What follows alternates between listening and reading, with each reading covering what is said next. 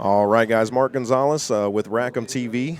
Looks like we're about to get underway here with the Tony Chohan and Chip Compton one pocket match. They're doing a race to 27. They got over 50,000 in the middle, we heard so far. And right now, guys, I want to introduce our celebrity guest commentator, Mr. Jeremy Jones. How you doing, Jeremy? Good, Mark. Man, this is going to be fun, isn't it? Yeah. They're going to flip for it, so we'll know shortly who's going to break. Yeah, it's going to be a great match over next 3 days.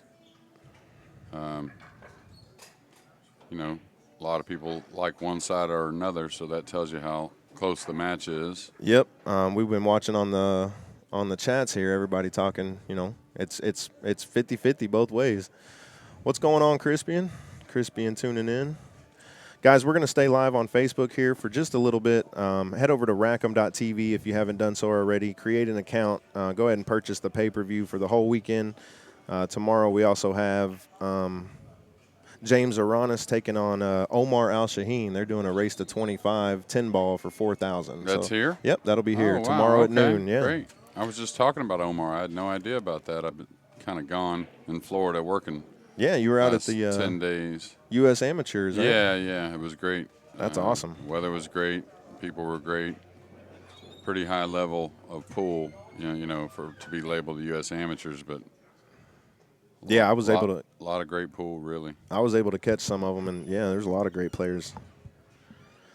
Yeah, now a little dilemma for Chip if he wants to take a little chance here. He could kind of draw. I mean, the two's down.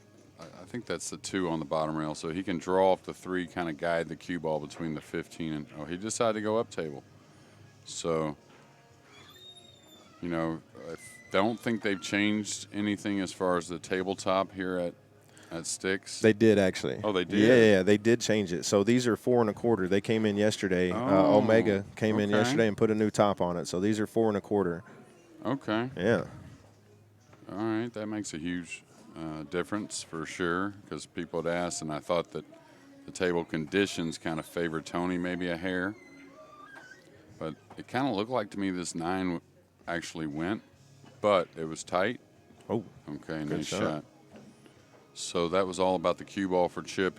If he lays that cue ball on the end rail, it's doubtful that Tony shoots at that ball. Okay. So. And well, Chip could have just dropped off of that 3 ball down below the 2 and the 15 and played a little tighter on that first shot. You'll see that a lot of times on one of these long matches, or even the beginning of like a race to 5 in a regular tournament. You'll see guys, take maybe the tighter shot between the 2 when they have a choice to open the match. But okay. These guys are very comfortable with each other, though. They've played a lot of pool against each other. So yeah, they just had a match about a month ago, didn't they? Month and a half ago? Oh, yeah, and they had several before that. Before that? Yeah, so we don't have that getting used to each other kind of factor. Right. These guys know each other well. All right, looks like he's going for the crutch, the bridge. He's got a little hang on the 15, but he's got to pop it a little bit to get on the 2 ball, excuse me. Maybe he gets on the 8. Nice shot. Now, here's a decision. If he gets on the 4, the way the rack looks, I mean, you'd think you come away with a shot, but you certainly don't have to if you're thinking about breaking the balls off the 4. So you may see Tony lay up for a bank on the 8 here. Okay. Maybe. All right, he got way down there. So now breaking the rack becomes very useless, you might say. Because it's going to push everything. Yeah, and it's not a lot of angle. So to get through the rack without a lot of angle, and you see how they're kind of lined up, that side of the rack. See the 10, 5, and 14 isn't? Hard to expect to get a shot. So smart play there. And now he just banks that 8, right? Well, or I don't know. Looks like to me he's going into the 13, so if he does, he might do it with a light stroke, but that's also dangerous. Got to get a rail. well, not the 8's going to get a rail, but I mean the cue ball's going up in them balls, right? Okay. So he doesn't want to sell out, basically.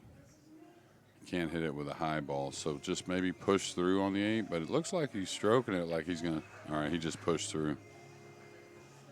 He wanted him back buried against that 6. Well, as much as he wanted him back buried against the 6, or against the stack, you might say, is he was trying to get something on his side. You notice the one he knocked over.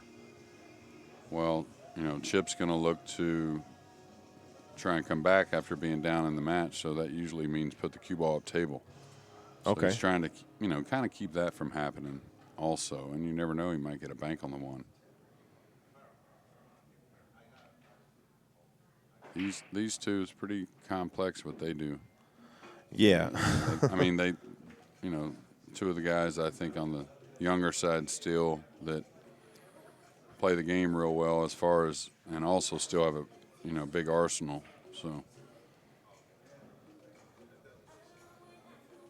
So yeah, I was telling Billy a while ago, man, I'm looking forward to this. I know I'm gonna learn a whole lot. Watch them, that's for sure. Yeah.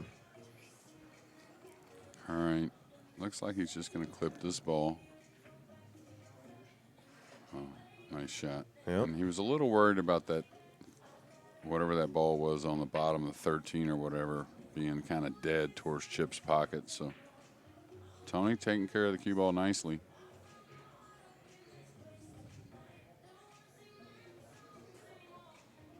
We're playing here at Stixx and Stones in Lewisville, Texas. Yep. Nice room. Yeah, come on down if you're near. Yes, Crispy, and I think they might have a seat or 2 left. Maybe I'm looking around.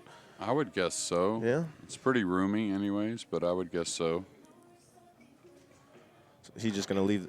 Okay. Yeah, Good shot. Playing the 12 and the 11 2 rails. Wow, what a shot. And the thing about this is, he's opening the ball, so it kind of goes 2 ways on this. It's a great shot and nothing wrong with it, but if you trap him, Chip's probably going to shoot at a bank if one comes about, and if he really likes the way a bank sits, he's probably going to shoot it as well. So here comes the 3 ball that looks like he's got to stun the ball to me, maybe, and what's that ball below the 13? Is that the 15 The mark? 15 ball, yes it is. I wonder if he's worried about that ball kind of like getting in his way a little bit on the bank on the 3. This is touchy. Nice shot. Yeah.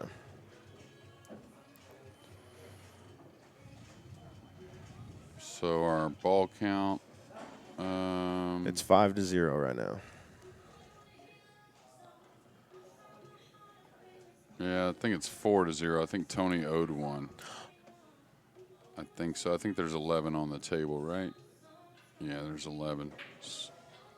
Yeah, he's still going to 9 though, right? We don't have to spot it here. Oh, well, yeah, we can do it that way. Yeah. Yeah, for sure.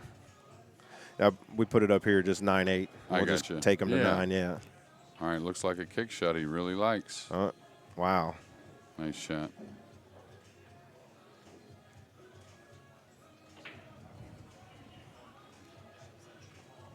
Right. And so, for you avid one pocket players, you guys will know this, but there might be some people that, like me, don't. I mean, obviously the break's the most important shot in this game, right? I was always taught or Jersey Red told me the shot after the break is the most important. I was going to say that's the second. Yeah. And then learning how to read they're always fair either way. Yeah, learning how to read the cluster in the middle, the stack. Oh, yeah. For looking for dead balls and all that. Sure. Yeah, there's a lot of facets to the game that just kind of like looks like he's eyeing up a 2-railer on the 3, I think. Maybe he can stun the cue ball behind the 11. Now, does the 11 go? I don't think so if he happens to make the 2-railer, but he likes it. And it kind of, if you like it and it adds up, I'm down 6-0. Yeah. You might shoot at this for sure. Yeah, but there's a lot of things you learn as you go. It looks like he's just knocking the 11 away, So this is, kind of like in a position sometimes. I'm not saying Chip's giving up on the game by any means, but he's going to send them up table and he's going to stretch the game out even if he loses it. He wants to see a lot of Tony here in game number 1 and probably get a little loose himself. That makes sense.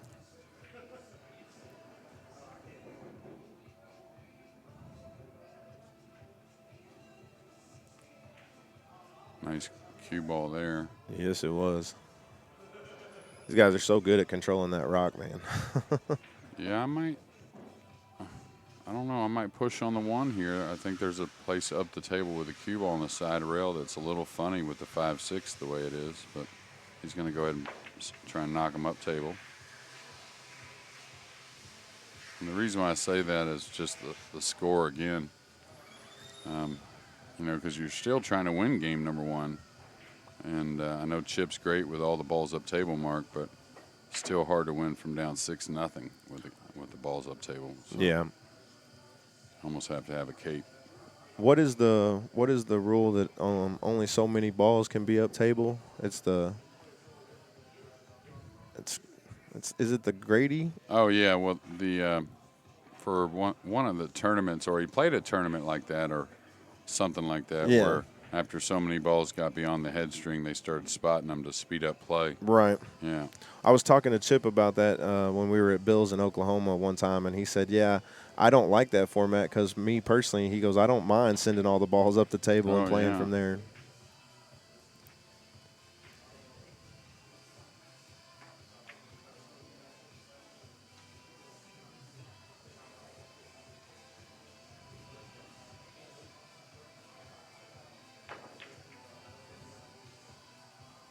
I think Tony knows, but like I said, both these guys know.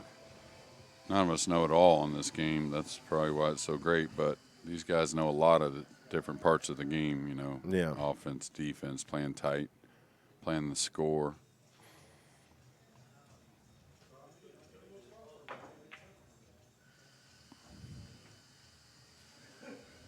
Kind of who, who makes the great shots, and then also who kind of gives first. Right. Makes a big difference between these two caliber players. So.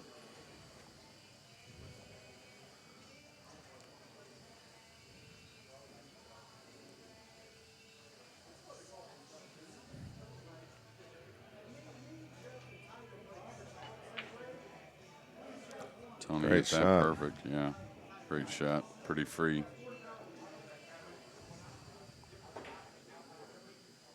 So Tony Chohan looking great here in game number one. He's got a tester here.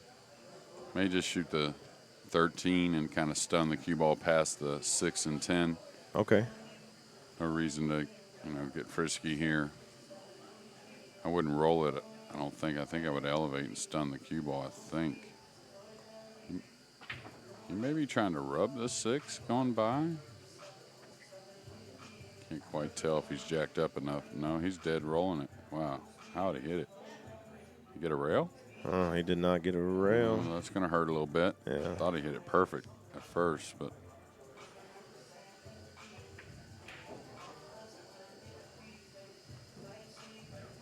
Not in a bad spot, obviously, but.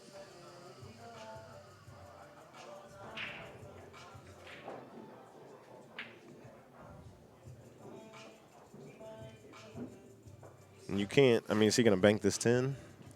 If it sits nice because he can get shape. I mean, whatever he banks at, he wants to get a reward, right? Right. So if he banks the 11, he doesn't really get anything. If he banks the 10, though, which you can't see the 11, I don't think. Wow, what a shot. Great shot. All right, a little straight here, but I think he has to draw the cue ball here, Mark. Maybe can follow his ball, maybe. I guess he can.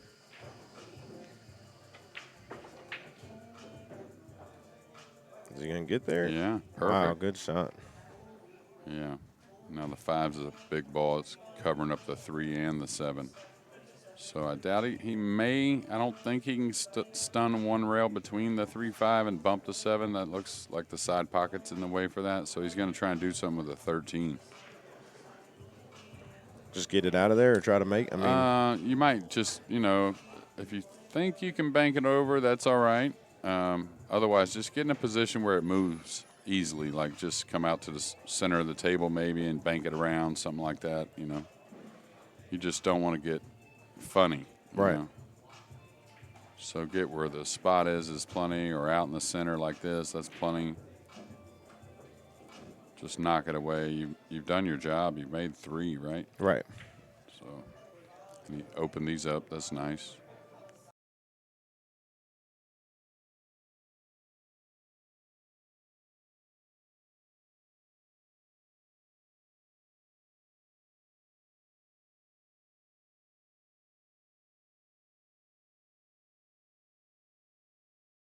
So I know you've been doing a lot of lessons, Jeremy. You booked up, huh?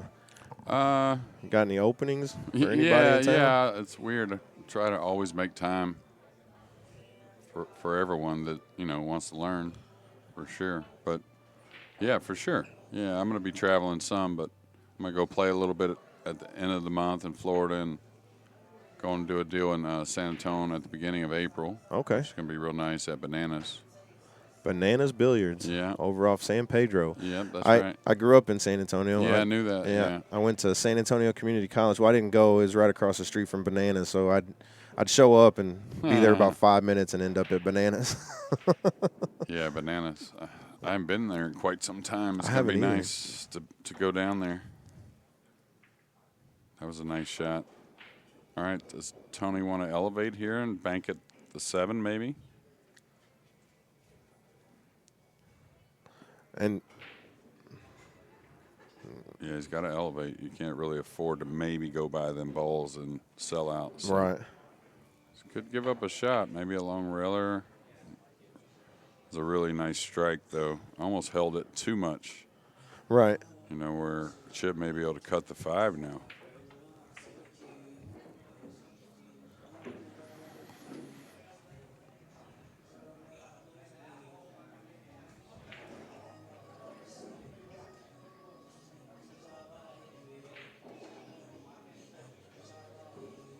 Looks like he can cut the 5, and if he wants to check it up with a little English, probably hold for a bank on the 7 maybe.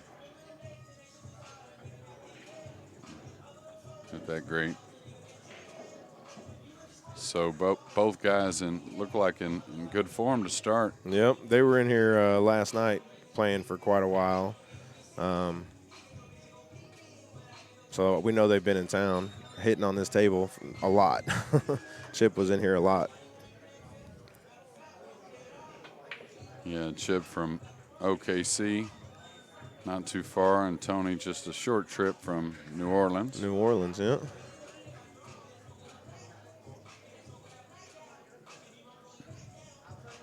Man, have you seen that YouTube clip? It's like a 5-minute YouTube clip of it's just Tony. It says like Tony Chohan's greatest one pocket shots.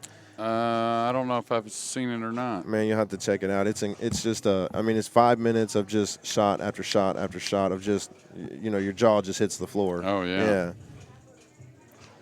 And then you watch everybody I've ever seen Chip play this game right here. You just watch him run over everybody. Yeah, it looks like he's deciding against banking the 7. Just leave him over there on his side. Yeah, I mean, he's gotten the score back from 6-0 to 6-4, and all the balls on his side. So Tony's going to have to take his time, kind of moving 1, maybe get a chance to move 2, and maybe just has to shave the 3 here and come back over. He could come down table. He's got to be careful, though, because the 3 might open something up. So, looks like he's going to draw off the 8.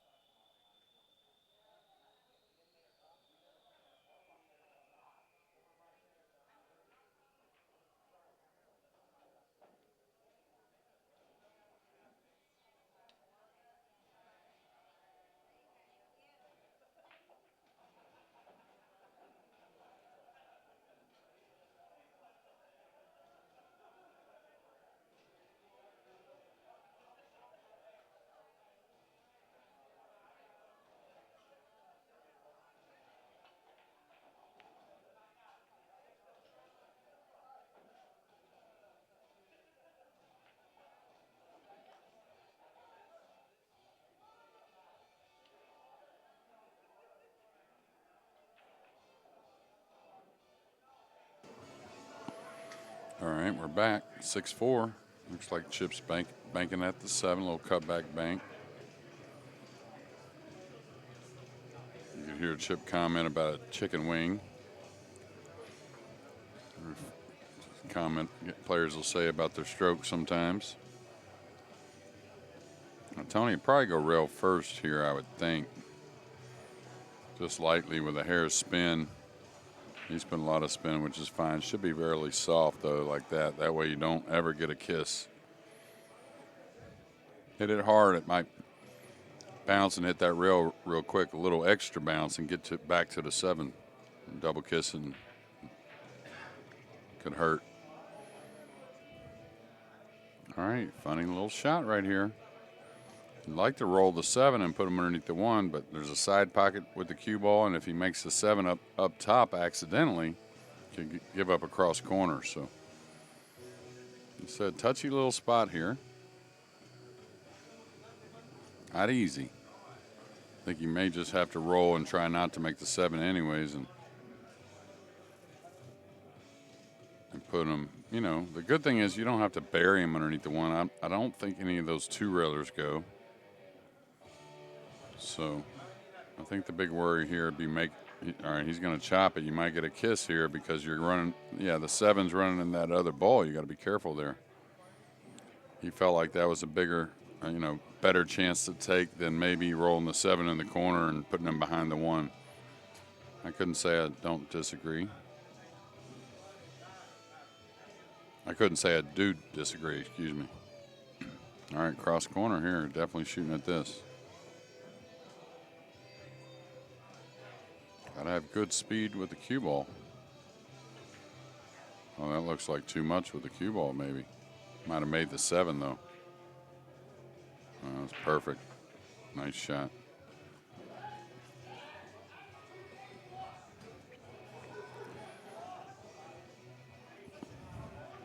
Well, I'll tell you, you said they've been here, Mark, and we'll have Mark back in a second. He's right here, but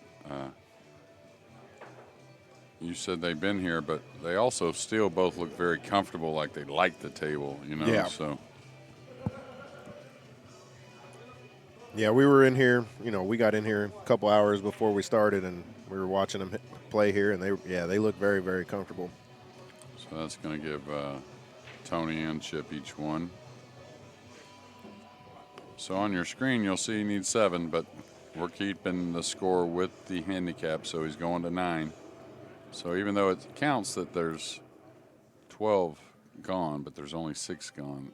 11 gone. That's why we have 4 on the table. This looks touchy, doesn't it? Yeah. This doesn't look like a win situation to me at all. A 1 ball straight back, I mean, it just didn't look like now he may get a bank at the 3. You got him elevated, which is nice, but he might have a cut at the 1. I think he does. I didn't see much future in that shot, Mark. Yeah, this is a tough cut, though. Yeah. You're saying the shot before you just... Tony's shot. Yeah. Yeah, I didn't see much future in that shot. It looks awfully tight. Anytime you're putting top English... Oh. Yeah, that's pretty fortunate not to scratch there. But anytime you're putting top English on those banks, that you look like you got to twist back a hair just to beat the ball in front of you, or whatever. For whatever reason, the ball just doesn't twist very much with top English, especially at a rolling speed. All right, looks like he's cut back banking this here. Wow, what a shot. Is he going to kiss the 3? Wow, I thought the 1 was going to get there. Yeah, I thought it was too. It looked good coming off the rail. Yeah, it really slowed down. All right, he could double bank the 3 maybe and draw the cue ball. He could cut the 3 and go 3 rails with the cue ball if he wanted to try and play safe, into that upper corner where he's standing at now. Right. A lot of times you'll just kind of ignore the cue ball when you're shooting at this and just let it run probably or something like that. Oh. All right, he did go 3 rails. Now he's got to get really fortunate not to give up game 1. Yeah, that's going to hurt. Yep.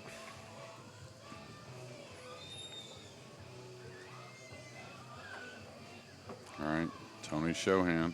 Nice little shot on the 3 down the rail. He's got a 1 ball. He's going to take game 1.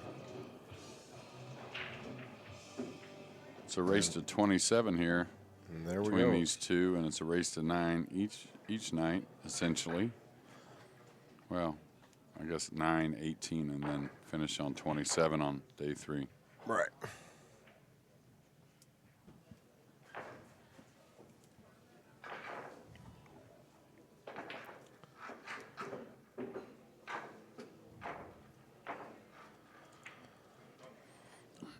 All right. So it'll be Chip's break. And he was in here practicing this break over and over, too, for about 30 minutes. Yeah, he got to hitting it real well. So figuring he's going to break to the lower left, I thought, because he moved the coin over in front of the pocket he's breaking to right now, so that'll get moved. But he was breaking when he was practicing. Yeah, he was breaking real well to the other pocket. Yeah, like that. So this is what I expected. Mark was talking about when he was practicing. Right. He mainly broke to this pocket, and he did real well. All right, good one to start. There's a kiss shot on the 10 that, I mean, I'm not saying you want to shoot that, but, man, it's a tough break to get out of here. You talking about play off the 2? Yeah, and kiss make shot. the 10? Yeah. Top English. Lays pretty good, really, it looks like, but tough. So he's going to knock the 13 away and stick the cue ball.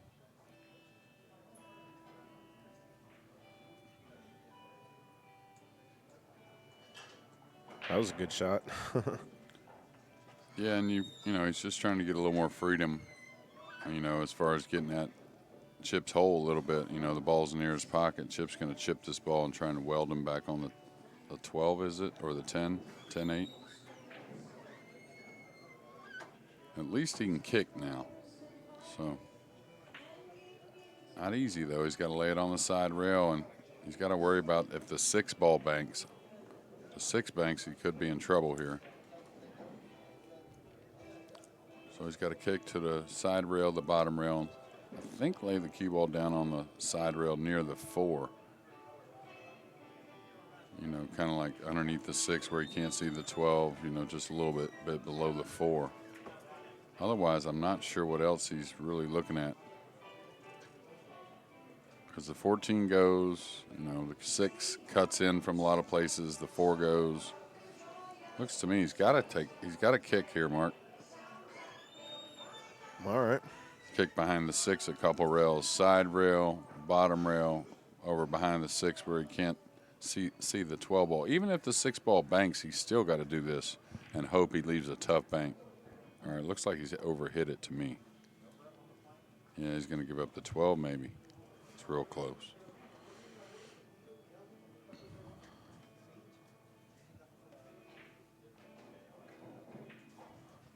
I don't. Yeah.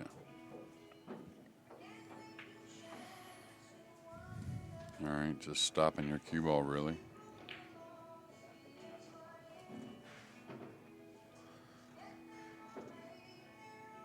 So, I mean, he's going to get the 6 and the 4. What do you do after that? Looks like the 8 goes. Does it? Maybe the 10-1 as well. Okay. 8 definitely goes. To me it does, anyways. Maybe not. But the 10-1 definitely plays. Yeah.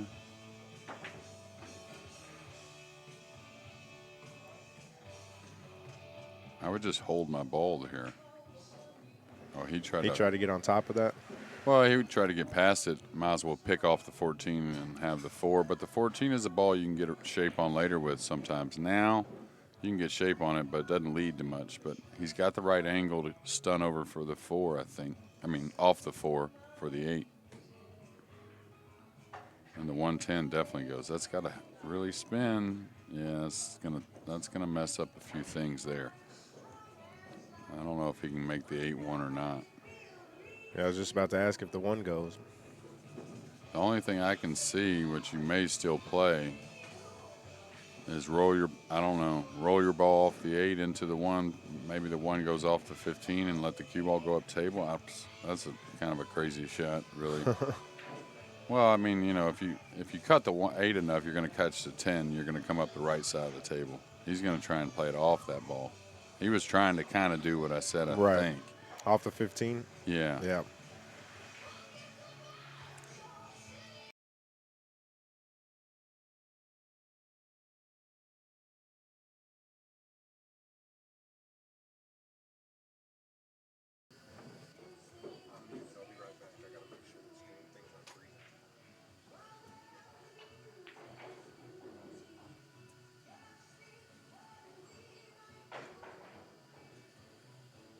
All right. Tony likes his position there with the 14 over the side. Not shootable for Chip. Don't know if what the 5 does off the 2. I think it goes into a piece of the 7, so that's kind of dangerous. Probably just like a 3-railer on the 10 here. You got to be careful, kind of like how I stunned the cue ball, just because catch some a little thin, a little too much, you may open up something. Oh, he hit it really nice with the cue ball, and he hit it really nice with the bank if there's enough speed. Yeah, I think he let him see it. I mean, what are you going to do? Yeah.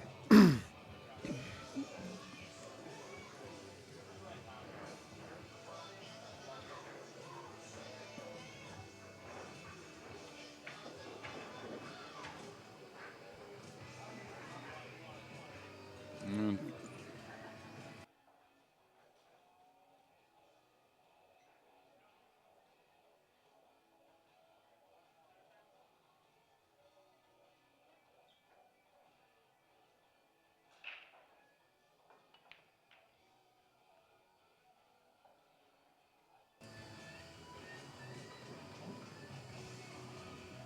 all right. Tony staying aggressive there. Got the cue ball in a good spot. Chip could push through on the 13. He's just got to, the way it sits, he's not really going to probably get too much near his pocket, maybe, but so he's got to, anytime you're not getting something near your pocket, right, that's dangerous for your opponent, you got to be real careful where you put the cue ball, because you could see they can go a lot of places if you don't have something near the pocket. So got to be real careful here. You might see him elevate on the 5, and I don't blame him. Because here at least he can go up table, right, with the cue ball. Anytime you can go up table, that's a little bit of your defense right there. So Okay. great shot. And like you said, he pushed 2 over there, so now Tony he can't leave the cue ball anywhere on that side. Yeah, and also he pushed him over because he was willing to elevate on the 5 because he could go up table off the 5, so he's willing to elevate, and that way he could hit the ball harder. Now Tony's looking at a 13. Is he really? Is he Cut looking the at the 13 7? Is he looking at the 7 more? Thinking he may not even sell out shooting the 7. He may not. Almost like the 7 more than the 13. And just sliding the cue ball between the 1 and the 13. Yeah, I mean, 11. I don't think he knows exactly what's going to happen. You could shave the 3 going by. You could. I don't think you'll shave the 9 if you make it, but you might come and hit the back of the 5 with the cue ball, not sell out. Hit the back of the 1. I like the 7 more than the 13. I'm not saying I like it, but he's in a bad spot.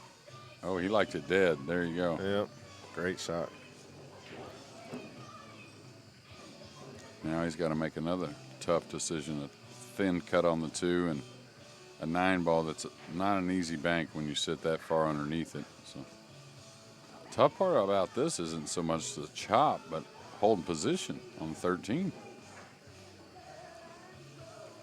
Oh, he smoothed it. Wow. Yeah.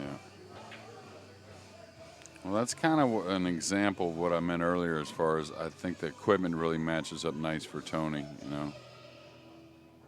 Big guy, got that big long stroke.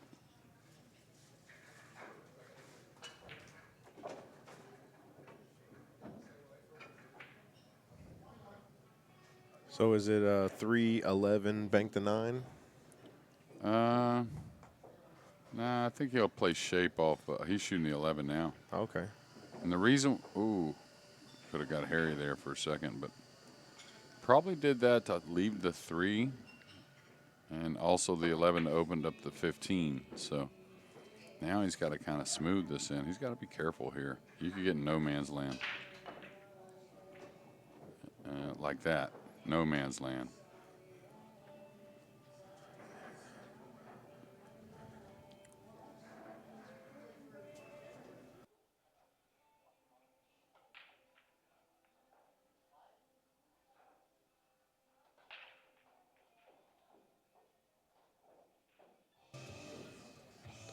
Yeah, here's a dangerous spot. You just got to. I don't know if. Is he going to bank the 8 here? What's he doing? Is he crossing this over lightly? Okay. He's going to spot one.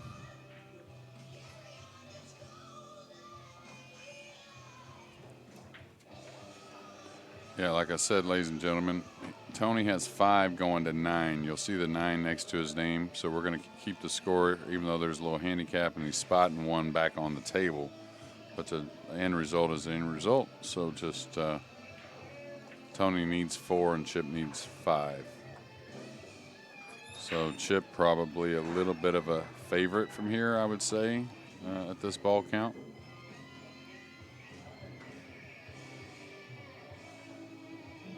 I don't think he has to shoot at this, really. This is like a pretty extreme cutback bank here, and you give up a lot of position, and that's the other thing. I wasn't so sure. Oh, he got really fortunate here, Mark.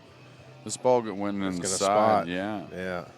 But I wasn't so sure it wasn't selling out either. But did you see the way the balls were positioned, right? Right. Everything was on Chip's side.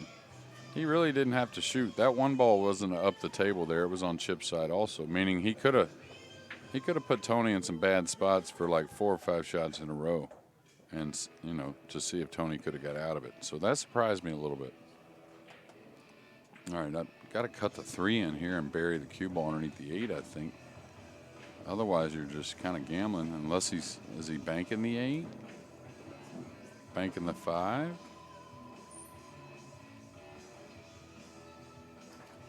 Issue with those shots is that you're only getting 1.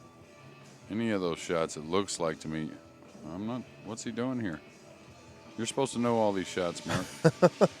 I'm still trying to catch up to what you're saying. Well, he might not be able to get at the 3 anyways. Yeah, I'm not sure if he can get to the 3 without going rail first. Yeah, that's no good. Yeah.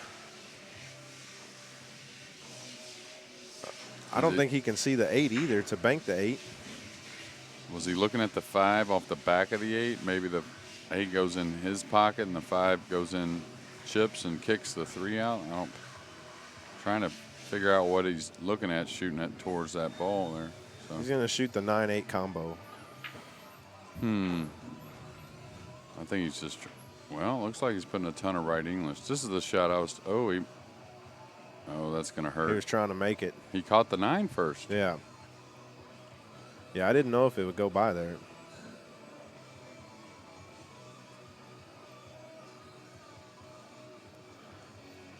How's it going, Fred? Yeah, we've there.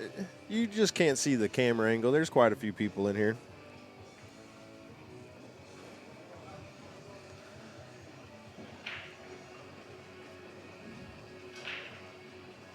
All right, he got a nice angle there. I mean, figure him to go ahead and shoot the 5 now.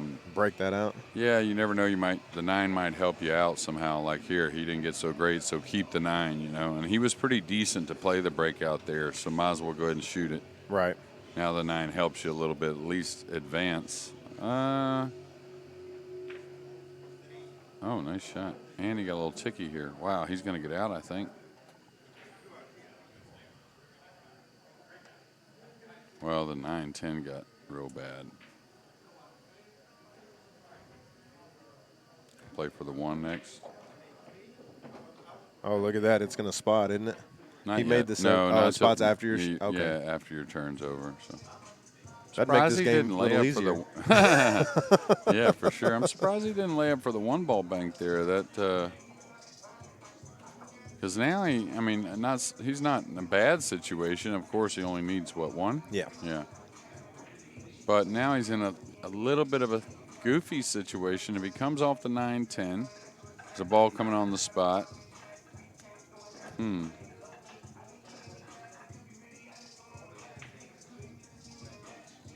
He could draw off the 14. Is that the 14? Yeah, it's the 14 by his side pocket there. Draw. What? Okay, so Just draw down below, Okay. just try to get a ball out of play or something. Is he going for a three railer. Or he's just playing something somewhat safe, trying to keep a little heat on Tony. But with the 9-10, he's got to get the one kind of hidden a little bit. I think he did all right. Meaning Tony can see it, but he can't bank it, and that was the main thing there. So Tony will push through on the one here. I believe so, anyways. Is this another shot like we had in the first game where you just said he'll go rail first and kick the one down to the bottom just rail? shoot straight through on the one. Okay. Just like, hit it full and let it two rail towards the spot ball or on your side, and you just kind of follow down. Now, he may look at something else because, he doesn't need them all. Or no, he doesn't need them all. But he's got, Tony's only got. I think Tony's got 4. He needs them all, and Chip needs 1. Yeah, that's just it's mess. Yeah. Yeah. There we go. That's right. He's going off the 10 off the 9, maybe. Might be going 10 off the 9 here. Yeah, that's what he was trying. He had to hit it really thin. So that was a great shot. Well, it's going to be hard. Chip needs to just shoot the 10 into the 15 and drop to the in rail here. He's not going to move the 1. So he's going to have, Tony kind of handcuffed a little bit as far as what Tony can do.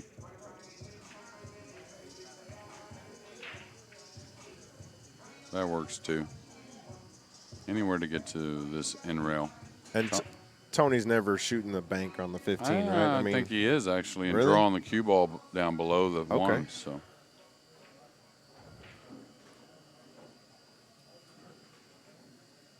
I thought he was.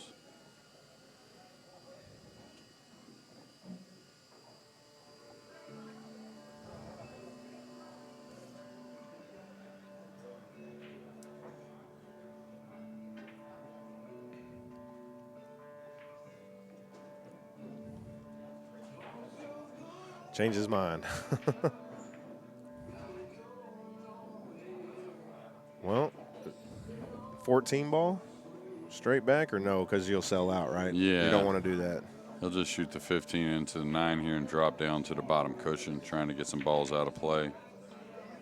Notice how he doesn't really kill it. Just doesn't take a whole lot to move them 2 balls down, and then you gain real good control of the cue ball. So. Right. Or keep real good control of the cue ball. So now Tony's got to be a little aware. So somebody there on the chat said that Chip needs 2. So if that's the case, then sorry guys, we'll get this right. No, Chip needs. He needs 1, right? Uh-oh. I didn't want to hit the 10. Chip needs 1. You may be thinking of, because we're marking the score where Tony's going to 9. So the ball count on the tables actually. So here's the game-winning ball for Chip. Yeah. And there we go. All right. All right. Again, this is Mark Gonzalez with Rackham TV. Joined here. You guys know the voices. Jeremy Jones. We really appreciate you coming in and. So Chip just had a question for us, but yeah, Jeremy, we really appreciate you jumping in here, man. Yeah, absolutely. We've known each other a long time, man, and I tell you all the time, to me, you're the greatest commentator, man. So I'm still flabbergasted a little bit, but it's all right. Yeah, I don't know about that, but I tell people all the time it's my best game these days, unfortunately. But man, whatever, you can still play. Yeah, it was a little rough the other night, but I'm going to try and work at it sometime soon. All right, Tony Chohan to break here in game number 3. Going to 9 tonight. Yep. Now, they're breaking to, opposite pockets, so that means they'll have the same pocket if they continue this the entire night. Okay. And, if I played a player that I felt like was a rhythm player or something like that, or even somebody triple sharp, I'm like really, really tough. I didn't ever want them having the same pocket the whole night. I don't know. It didn't bother me to switch, so Right. I kind of didn't want them to have the same one. But, you know. So we saw Tony just put a coin up. Is that not a legal break? No, he owes one from the 9/8 Okay. handicap, All so right. he spots his first one. But for your fans out there, that's what we were talking about with the score. If you'll notice at the bottom left of your screen in the bluish-purple box with the guys' names, we'll be scoring it according to those in parentheses there. Tony going to 9, Chip going to 8. So don't let the ball count on the table shark you. All right, he didn't get the cue ball up very high here. So maybe a little bit of opportunity for Chip here right after the break to be a little aggressive. I guess he can't see the 8 very much.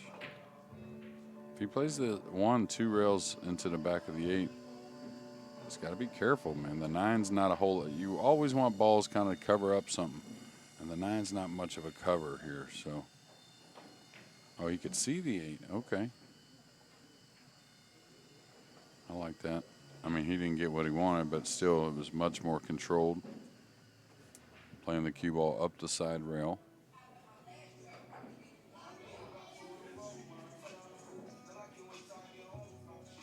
And same thing now, right? You can't just really hit the 9 because the 1 you can't leave the cue ball down there, right?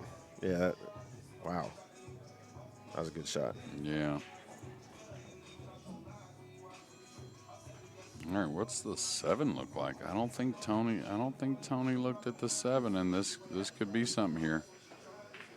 It looks like to me he may have to. I don't know if he can throw it from where the cue ball's at or not. He may need a helper, meaning another ball he can come off of. Okay. But it's real close to the pocket. I know that. So one of those. I wouldn't say every shot, of course, but you need to take a glance at the stack, and if it gets moved at all, you got to re-glance. Yeah. We're kind of staring right into that 5-3-7.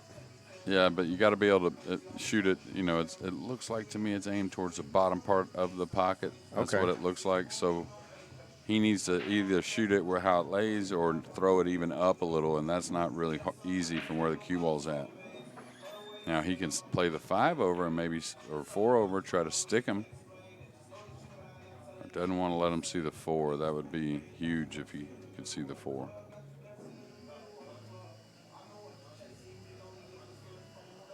But Tony's definitely going to know about it just because of what Chip looking at it. So he's going to be aware of the 7 now.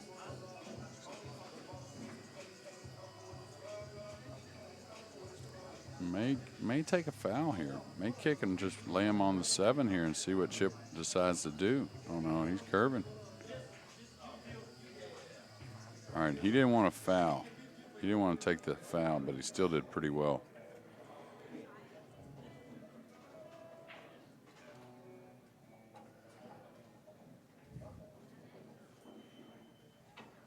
Tough action here, Mark. Yeah, I was looking at maybe a way to clear those, but with the 8, but I don't know. What's the 15 look like? We'll see when Chip moves. I think he's got a kick underneath the 15 here, just lightly. The 9 doesn't bank. So Tony may be able to do something a little bit with the 9, but he can't do a lot.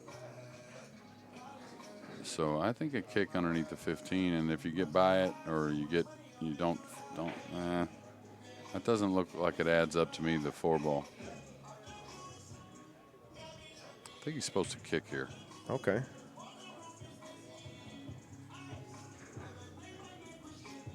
Looks like Chip's going to use the restroom. All right, guys. Well, again, Mark Gonzalez and Jeremy Jones here watching Chip Compton take on Tony Chohan, doing a race to 27. We're going to be bringing you guys action tonight, tomorrow, and also Sunday.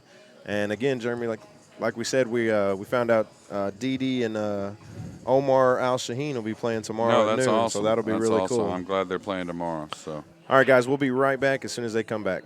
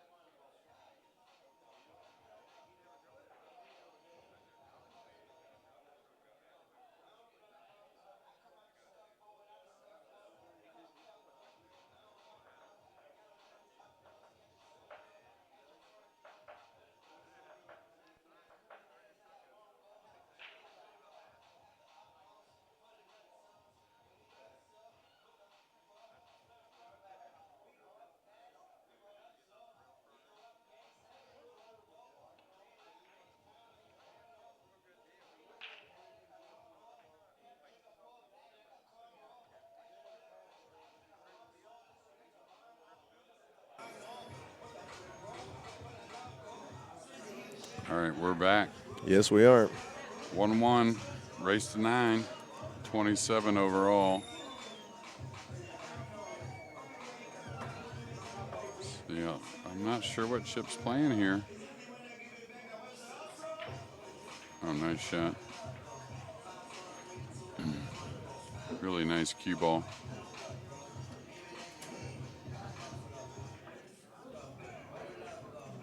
Tony might try and twist this 15 back. I mean, it's sitting actually doable, but you'd like to be able to get the cue ball up table some.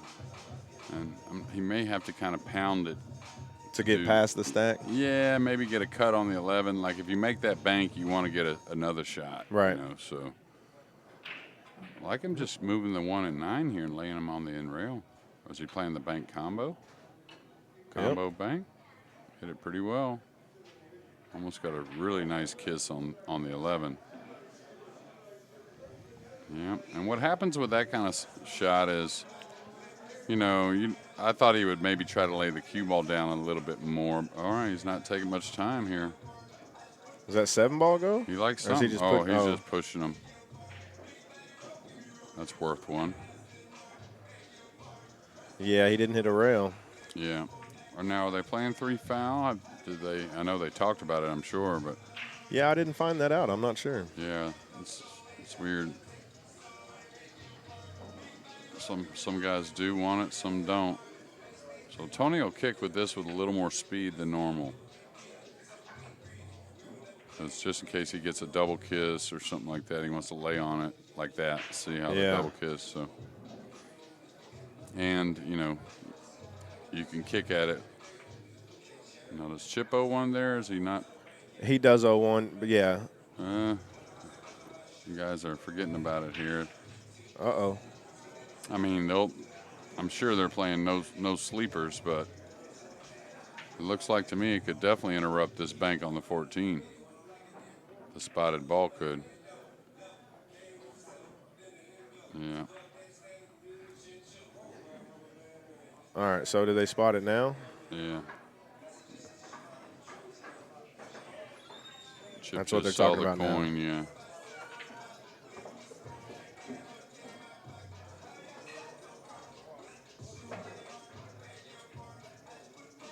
These guys will decide. I mean, it's fairly standard to wait, you know, for an entire inning when you notice that the ball hasn't been spotted, but. Yeah, that's exactly what they're talking about. Yeah. All right, so Tony's got, I don't know what he can do with the 8. I mean, the 14 looks like it's a big blocker. The 14 doesn't look that great. 15's a little on top of the 9, so it kind of appears like he can get at the 9 with another ball, but it's not so easy. Maybe the 3. Yeah, that's what I kind of like, the 3. Now, is he going to go really swing the cue ball here? He was trying to. Trying to use the stack or get the balls funny. It's going to fall in a nice gap for Chip, though. Might give him this one here, Mark. Put him right on the back of the 3. Okay. Because you can see the balls look kind of bad for Chip a little bit. He doesn't have a whole lot near his hole, so really making sure Tony doesn't have anything on this very shot. This very one right now is huge. So 2 balls will spot.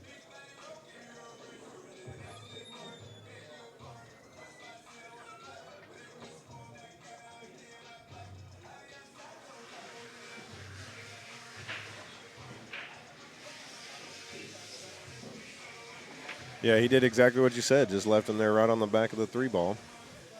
Yeah, well, it's kind of important that Tony can't get at, you know, up behind the 10 or whatever it is, up table, something like that, or behind the stack again on this very shot. Now, Tony's going to try and do that, of course, but.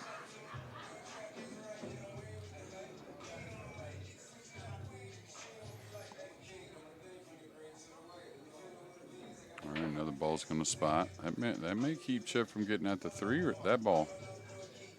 We'll see.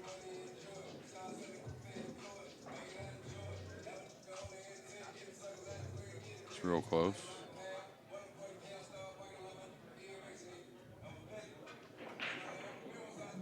Looks like they're happy with it. Oh no, see, now that 4 spotting really kind of hampered him. on getting at the 3-ball a little bit.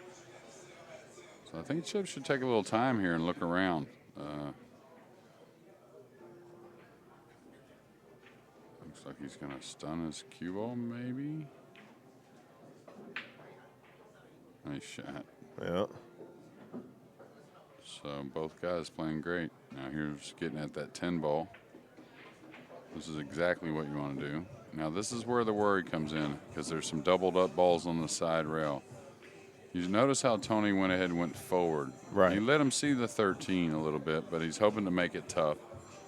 Let him see the 3 a hair more, but if he lays him on the side rail or a little short with the cue ball, he may give up a long railer on the 1 or the ball he just shot off of, and where Chip can slide over and maybe get some balls, you know. So playing a little more cautious. Is he just banking the 5th? Yeah. Yeah, but those kind of shots there, you see how open the cue ball is, right? Right. So that ball, if it hits the stack inning, who knows what's going to happen? May leave a shot. So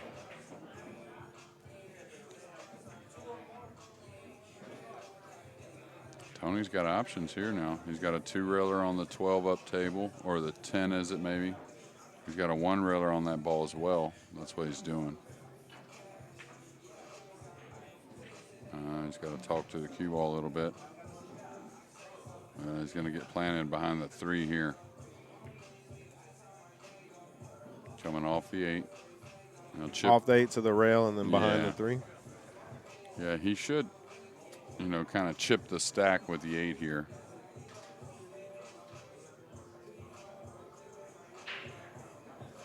The thing here is he can spin it more and try and really kill the cue ball like that and maybe get more out of the 8, maybe open something on his side, maybe a little bit anyways, or he can just really bury the cue ball. I think I wouldn't worry about the 8 too. See how he tried to get more out of it, right? Right. Really kill it. Well, now he didn't really bury the cue ball as much. Still pretty good, but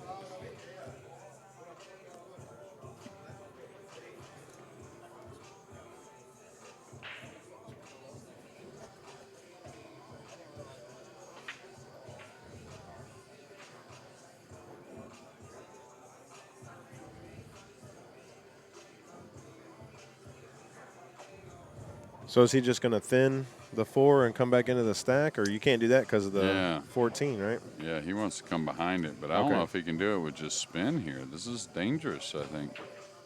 Yeah, he really spun it. Great touch. Yeah.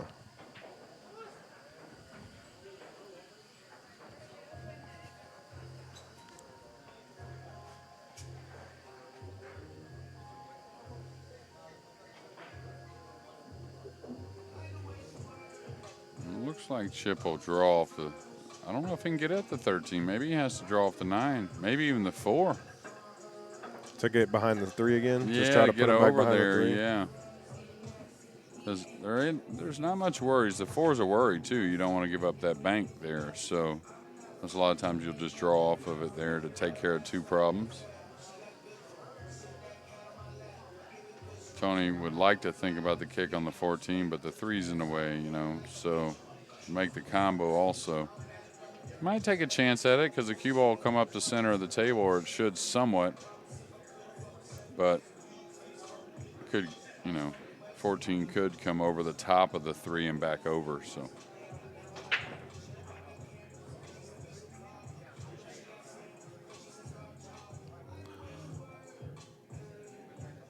Yeah, somebody asked what is no sleepers, and that's when you spot it after the shot yeah, instead of like waiting the inning. you know, back in the day, when I first started playing one pocket, a lot of, you know, if you forgot the guy owed a ball, well,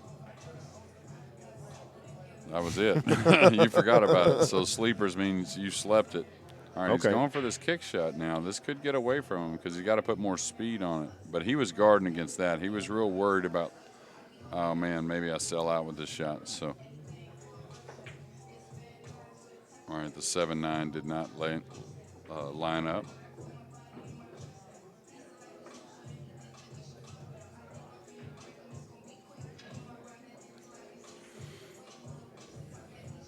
You know, like most of us, these 2 guys, if they stay away from the simple stuff, costing them games or shots or balls or whatever you want to call it, I think we're going to have, you know, one special match here the next 3 days. Yeah. like everywhere, everywhere we've been watching, all the posts and all the communication about this match, it's for Been every good, one huh? person you see wanting Chip, you see somebody wanting Tony. So it's pretty close. I might take advantage of that 8 ball the way it lays here. I might bank the 2 and just bank it down. You're going to run below the 1 with the cue ball back over near the 4. I don't think the 8's very shootable with the side pocket there. Not so sure I would. I might put him up table here. Oh, he can see the 8. Okay, so he's going to go into the 1 with the cue ball. Get them both off his Oh, side. that's great. No, that was excellent. Anytime you can, remove pretty much all the balls off your opponent's side, and that's pretty valuable.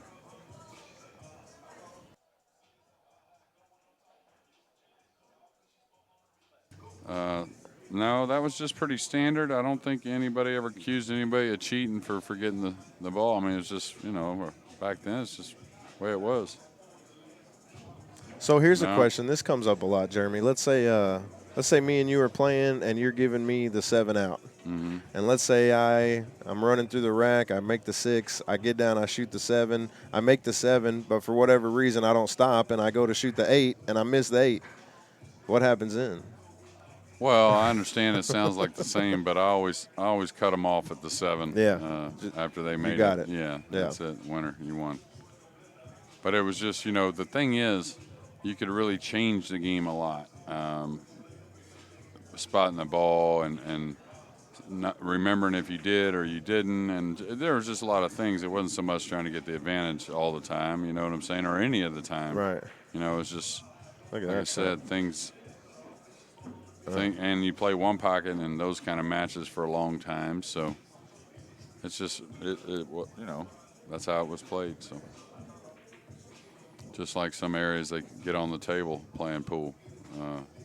Actually, the area I was started playing in, they did the same thing. That's how they played it. So what's the shot here? Just make his 3 ball Looks and leave like him it. behind the 8? Yeah. Freeze him to the 8? Yep. Thing is, if he plants him behind the 8 here, there is some double up little situations there for Tony to go up table on, but good chance for Chip. He'll get out of this, Tony has a little advantage the way they lay now, and it was actually a little more a moment ago.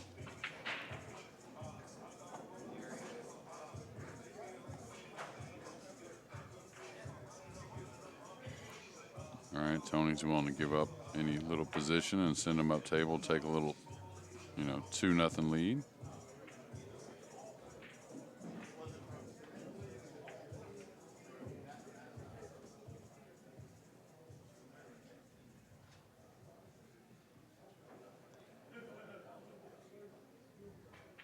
He's just going to send this one up table? Yeah, just send a few.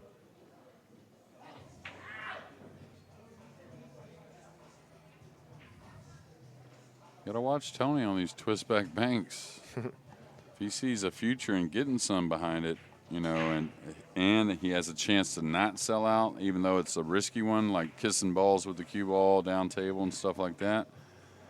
He's shooting at this. Yeah, if he gets used to the table, he'll shoot a lot of these. So, wow, what a shot! He threw the spin into the ball. He's going to come away with a shot on the 7.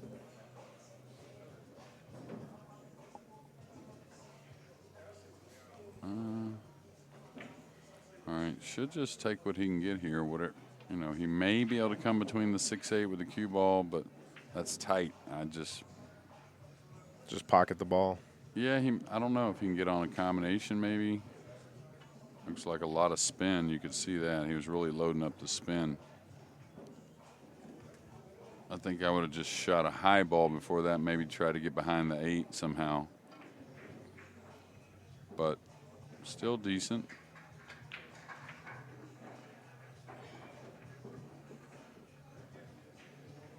All right, Tony's just going to knock the spot ball away.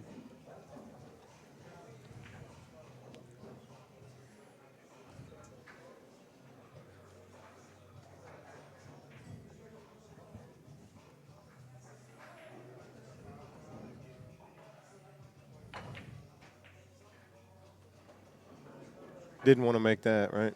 I mean, Chip You know. does the same thing now, right? Yeah, you know, the thing is there's clusters everywhere, so it's not too hard to play safe here. You know, you don't want to be the first one that has to come off this bottom rail here where they're standing and bring the cue ball back every shot. You don't want to be the first guy that really has to go completely up table with the cue ball, you know, like for one reason or another. But the way these lay, you can see there's not a lot of bank lanes open, right? So Right. you can be a little more stress-free. Is he banking the 13 here? Looks like it. Okay, I didn't mind it. Looked like it was pretty free. Does he have a shot at a combination here? Yeah, that's thin. Cue ball's going to have a lot of speed. He might shoot it, though. You never know. He might shoot that. He can come off the one and drop down with the cue ball. He can do a lot of things here. Safe is easy. He may open up the 15-14, though, if he plays safe, just to rub him open. Uh-huh. That way Chip can't leave the cue ball there again. This is he's hitting a high ball. Is he just coming off the one? That's what I would do. Coming down behind the six. Looks like he's aiming to kick it. Oh. Wow. Oh, wow. What touch. What touch for a big guy. It seems like all the great big guys have the smoothest strokes anyways. Seems like anyways. All right. Tough spot. He's got some double ups, though. That's, you know, where he can put them up in the corner. Right. But he'd like to play something towards his pocket when he did that. He's sizing up, cutting the one in. Wow.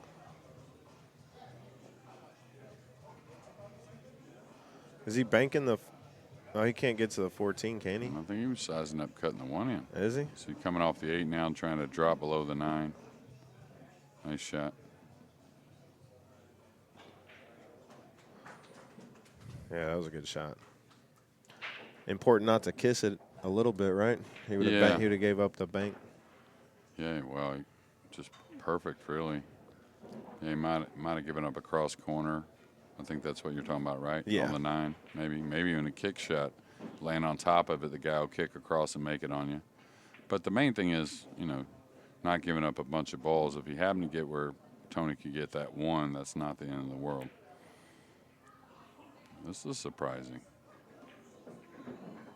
He's going to challenge Chip big time here on the 8. Man, he froze it on that rail.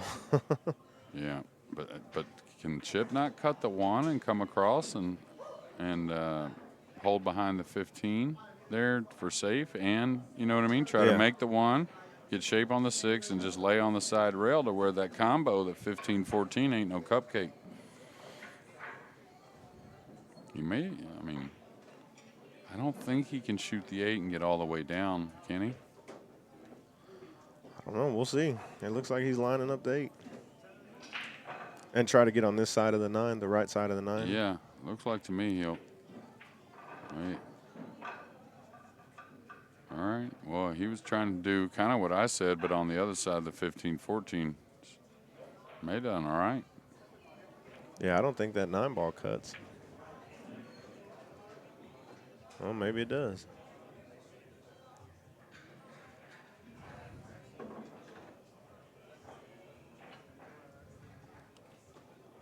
Watch out, cue ball. He's got a bank on the 8 now. He can come all the way up for shape on the 1 as well. I mean, just back. Yeah. 1 rail off the bottom. Back yeah, out. I mean, he could sell out the 1 as well. I mean, but if he hits it, I mean, this is where Tony and Chip both actually have a real good touch with the cue ball.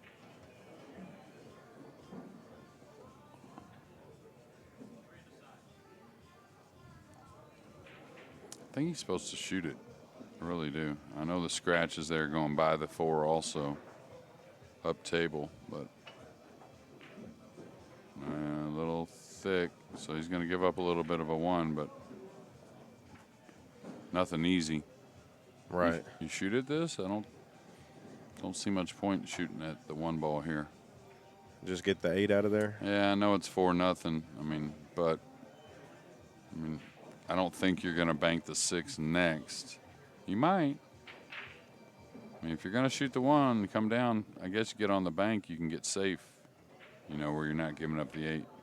Just roll the Nice cue ball shot. forward. Nice shot. Shoot the there. bank and roll the cue ball forward. Yeah, Leave maybe him on get the up right table. rail. He got on a kiss here, it looks like, though.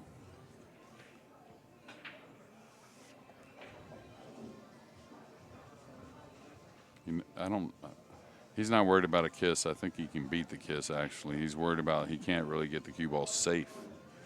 So now he's got to just go all the way up with the cue ball, or as much as he can, anyways. Nice shot. All right, got 2 from there.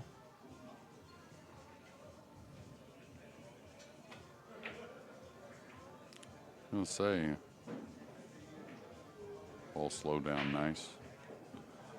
All right. It looked a little fast at first, It didn't sure it? did. He didn't look too worried, though, when the 8 didn't hit anything to slow down. So, all right, Tony's just going to have to leave the 5-ball bank steep. Just don't leave him a real good 5-ball. Well, it looks like he's just going to roll forward. Put him on the side. Oh, he's going for the 2-railer. Wow. He may have given up a cross corner here, Mark. He's definitely given up a 5-ball that's possibly shootable.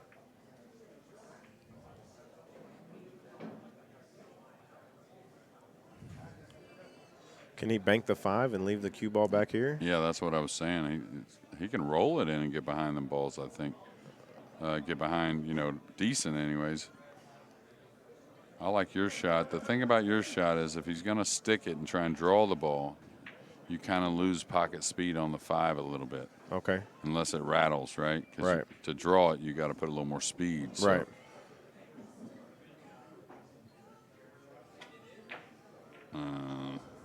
Better hope something stays on his side. The 5 got covered up, so worked Does the out. 8 go? It does, but you can't really move the cue ball safe off of that stripe. That's why I Okay. was looking at the 5, because that angle lets you move the cue ball to the left side of that stripe, kind of above the 4 a little.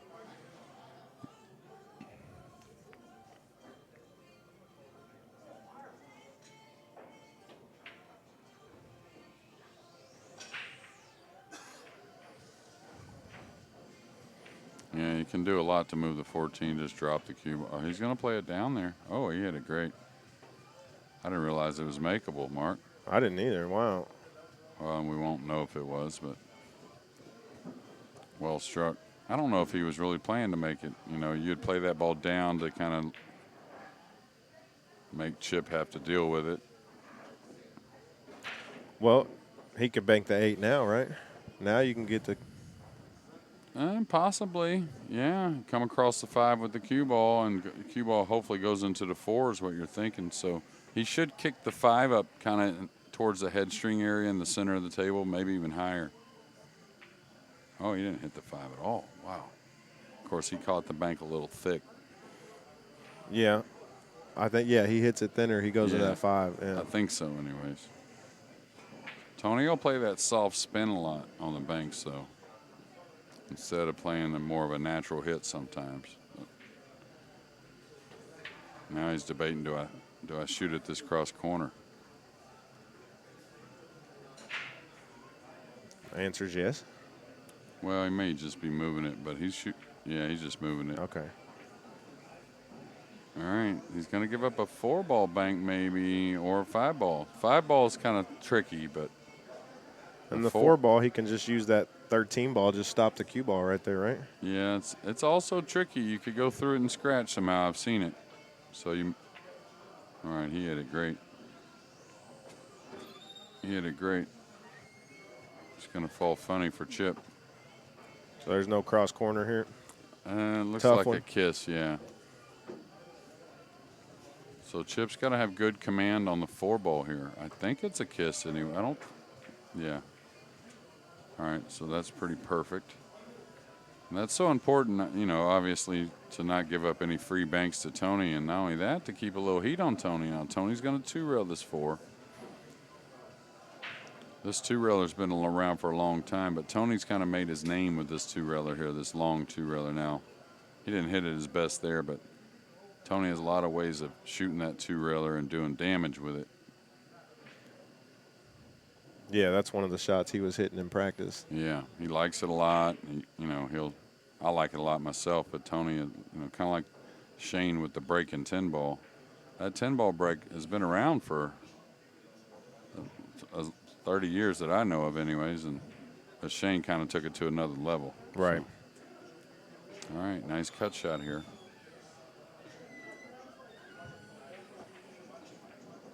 Looks like he made it. Oh, a little high, and it got over off the side rail. So good chance Tony shoots at this 8.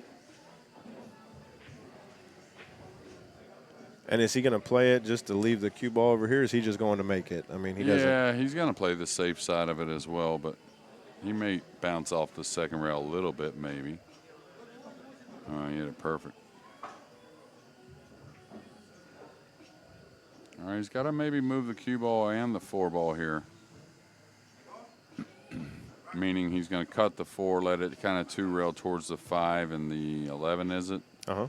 And then let the cue ball kind of 2-rail to where it is now? Yeah, where he's standing kind of now. Maybe generally the shot here, because it's hard to, like, control them both trying to hold it, right? Right. So kind of let it run that time. He didn't want to give up the 4-ball bank, though.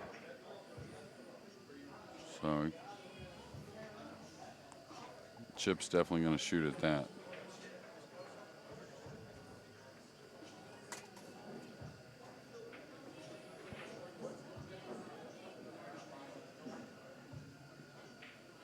He's got a nice cross corner. He's going to hit this with a high ball, or I thought he would, because that cluster's there. You want to try and jam the cue ball up here. He's just going to try and take his 1, and he got it. Great shot, Chip. Well, if these first 2.5-ish games have told us anything about what's going to happen the next 3 days, going to be pretty fun to sweat this. Yes, it will be. And I know that, like we told you guys, we got Didi and Omar playing tomorrow, and I know they're trying to line. We got heavy hitters all over the place in here today, so they're trying to line something up for Sunday too, I'm sure. Yeah, and that's good news with Omar, because I know Kuwait was pretty locked down. I was in communication with him a little bit after the start of the pandemic and a little bit later, but I'm glad to see him being able to travel. Yeah. All right. Does he kick banking this ball here? All right, he kicked it in. May see a kick shot here on those 5 balls on the spot in a moment. It's one of the prettier shots in one pocket. You kind of ticky up the line of balls, and you move quite a few of them, and you put the cue ball back up on the end rail. Now it's sitting on the wrong side for Chip. He may still shoot it, though. We'll see. Where he just comes down the right side? Yeah. And just pushes all those towards his. Okay. Yeah, push, and the cue ball goes back up now. Okay. Not bad. Well, let's see what Tony has in mind.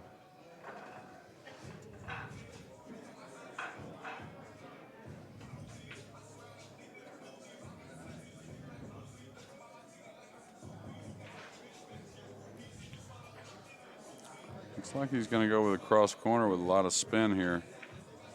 Try and put a little speed in it. Watch out, cue ball. Watch out, cue ball. Yeah, a little unlucky, and then a little fortunate that he didn't disrupt them top balls. Now, this 5th ball that's going to spot, that's definitely makeable. Doubtful Chip will want to shoot it, but. Just straight cutting it in? Yeah, you can make that from behind the line if they're all in a straight line now. Some balls got disrupted there, so that may not be the case anymore, but looks like he has to cross corner the 7. Now he'll want to probably carry the cue ball up into the, what is that, the 2 ball that's up the table? Yep. You know, he may not disrupt that at all, but we'll see. Figure him to go in that area, though. If he makes the 2, that would be like a triple bonus. That's like ideal, besides making the bank as well. He can go straight at the 7, right? Yeah. He made 2-rail kick this, though. Made 2-rail kick this ball because you got a lot of cover, meaning you can hit the 7 into the 10. Yeah, see where he's aiming right now? Uh-huh. You can hit the 7 into like the 2. You can hit the 7 into the bottom of the 10, the top of the 10. Push and the him cue over balls, there. yeah, the cue ball should come up the left side of the table. Now, when you're open on this, you know, you'd like even a third ball there between the 10 and 15 to slow the 7 down and maybe kiss something near the hole. Okay. Because there is a little gap to knock the 7 back over, but this is a shot I like. I use this a lot. Also, that can happen. But the cue ball is usually going to be pretty nice. But it's also, you know, Tony was in a spot down there. When you can't leave the cue ball down here near these balls, which, you know, you can't do that a lot. All right, is he going to cross the 7 here and go up the side of the rack here? That's another pretty shot. High right. The key to this is don't overhit it too much. Let it develop. Yeah. He tried to play the combination. Yeah, for sure, the bank, but Yeah. and try and go on the balls. But Now Tony cuts the 14 in nah, and then tries to stay over here. I don't. Maybe. Looks like to me he's going to lay underneath it if he makes it, because he definitely doesn't want to give up a shot. So he tried to bump it. Not bad. Not bad. So we're going to see a lot of that this weekend, which is much more situational one pocket, where both guys are in jeopardy at all times. You know, that's how good these guys play. They're going to get through the hard part where one guy has a real advantage, and they're going to get it to where, you know, they're playing more ticky-tack. We're going to see a lot of tough scenarios, but like Chip felt like he had a dead one. Yeah, I think he thought the 10 was dead. Yeah. All right, Tony jacking up here. Must have to draw it. He's still okay. He wanted to hit into those, right?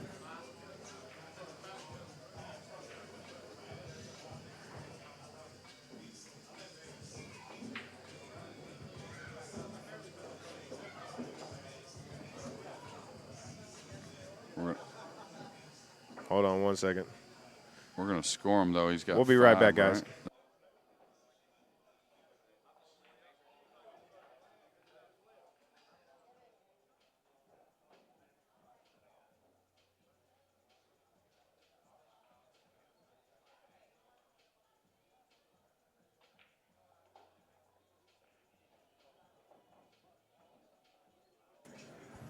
All right, guys. Yeah. Sorry. We had a little, they wanted to see what happened there, and it was determined that Tony did foul, correct?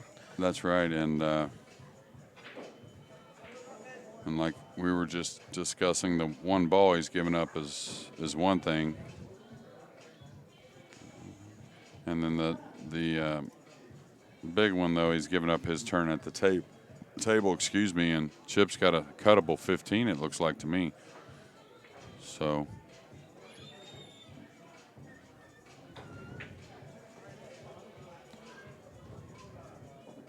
All right, guys. So it looks like they're going to take a real quick break. So we're going to do the same, and we'll be right back with you guys.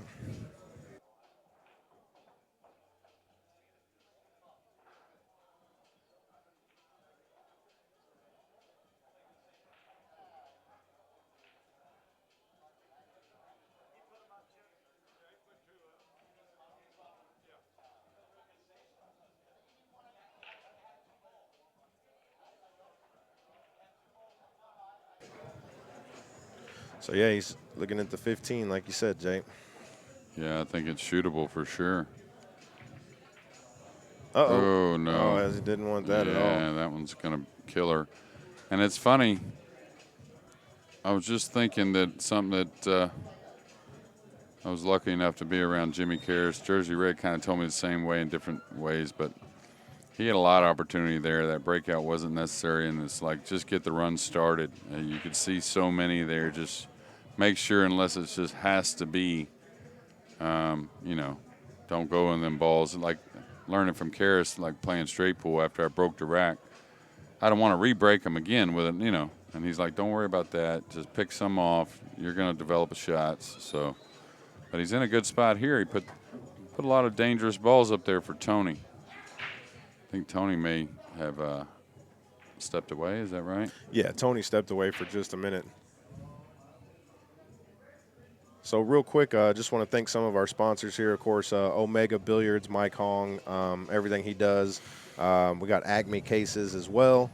We're going to give a big shout out to OBQs. You know, they've building some great low deflection shafts and performance cues. Been around a long time. Royce Brunel, right? Mm-hmm. Yeah, Royce, great guy.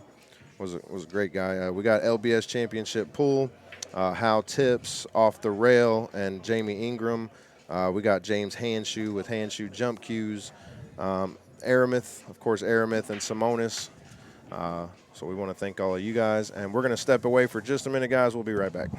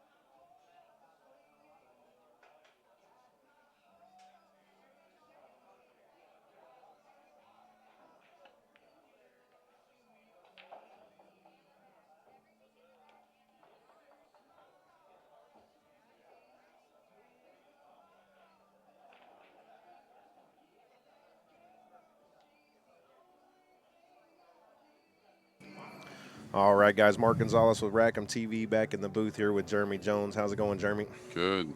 And good thing that bank went in, right? Yeah. Tony expected to hold behind the 15, though, believe it or not, or bump the 15. So I guess the 3 doesn't go because he probably would be shooting the other ball to get on the 3. Going into the stack here, he may not come away with a shot. Oh, yeah, He came did. away nice. Yeah. He put a little extra effort into that rack. Which he needed to get the Yeah, one ball clear. I thought so, or else he might slide off the bottom of the stack the wrong way and not come away with a shot at all, and now in a great spot. Yeah, I mean, he needs 6 more, and they all look right there. Yeah.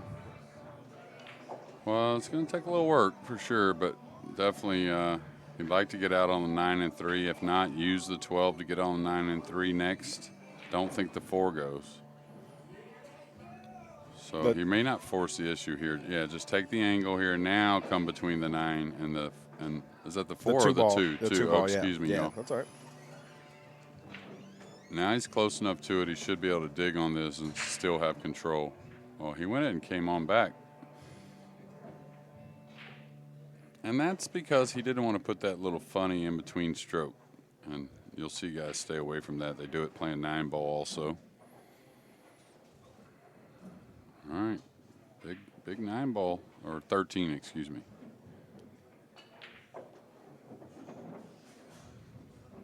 Kind of got on the 50 on both. So playing for 2, but not out of the woods. That's for sure. He might get on the 11 accidentally here.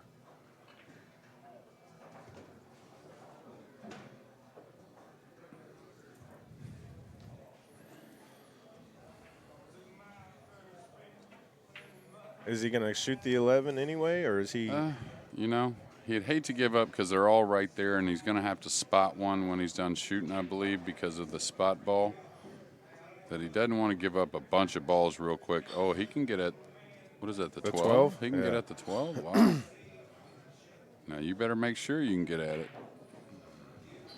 He's not wasting any time. He might bump the 6 here coming off the rail with the cue ball. Uh-oh, this is going to hurt. This is going to hurt for Tony. Yep. Yeah, you can see. I mean, Chip needs a bunch, but I mean, I think that combo, yeah, the 12-5 is playable. If not, the 6 is near to open those. 7 doesn't go, but he'll get to the 15 as quick as possible. So here, again, you have so many choices. There is a perfect spot, but however you shoot to make the bank here, you're not going to draw it. You're going to go ahead and roll this to try and get great shape. You should make this bank.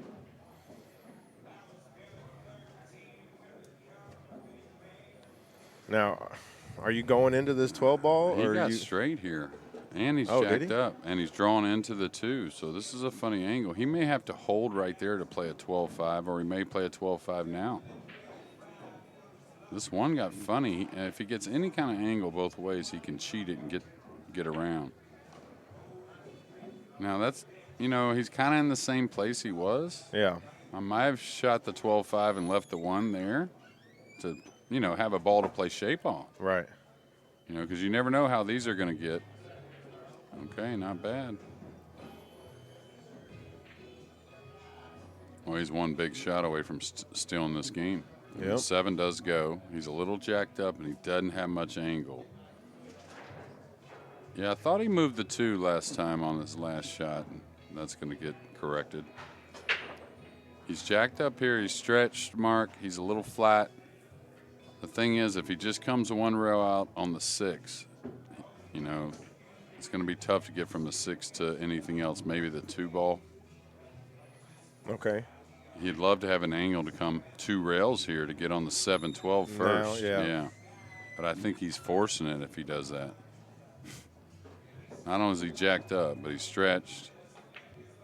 This is the 1 rail angle I was talking about. If he gets too much, the only ball he can really get on without really warping the stroke is the 2 ball. The 2 ball.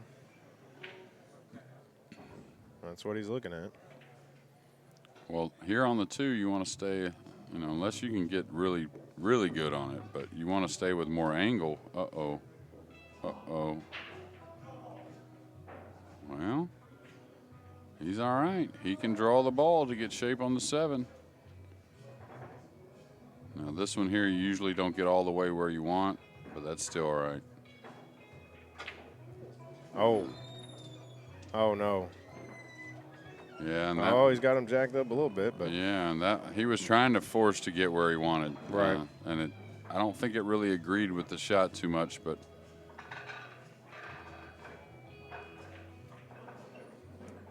pretty packed house now here at Stixx and Stones in Lewisville, Texas.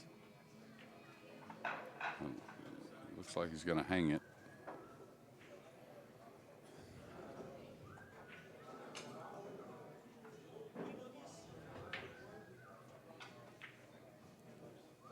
Nice shot. yeah, Chip knows he let that one get away. Still all right, though. I mean, you figure Tony to move the 12 here. He's got to be real careful doing it, though. May cut it up the rail and with a little inside English and maybe come across the table, maybe something like that. He can move the 2 and come back over, but that's dangerous also.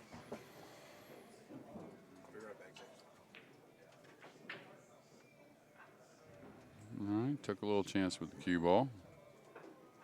May see Chip bank at this 2 ball here. If he 1 rails it, yeah, he could 3 rail the 7 for sure. I mean, that's a shootable shot. 1 rails the 2, though. He may come across and pocket that 12 at the same time and get shape. Looks like he's hitting a high ball, so that ain't going to happen.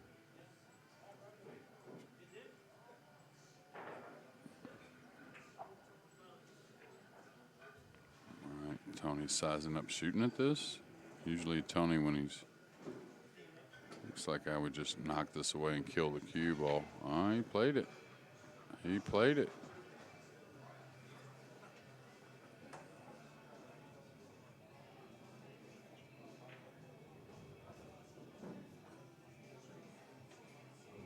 Chip doesn't have much of a play here. Just knock the 2 up table. Make sure you get it out of play.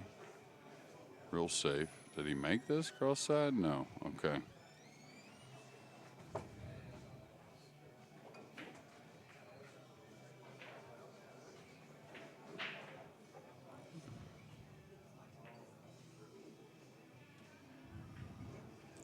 All right, Tony got that in a nice safe zone there. Looks like the 7's still playable to me. Maybe not. Maybe the 2's in the way, but I don't think it is.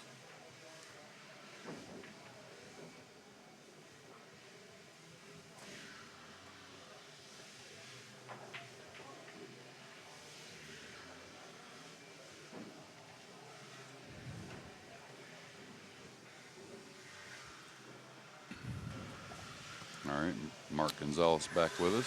What's up, guys?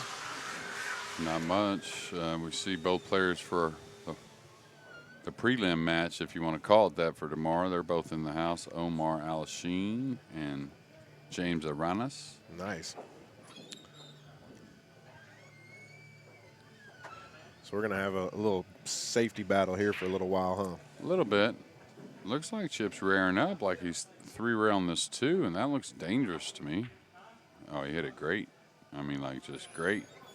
Wow. Wow, what a shot. Did not think twice about it.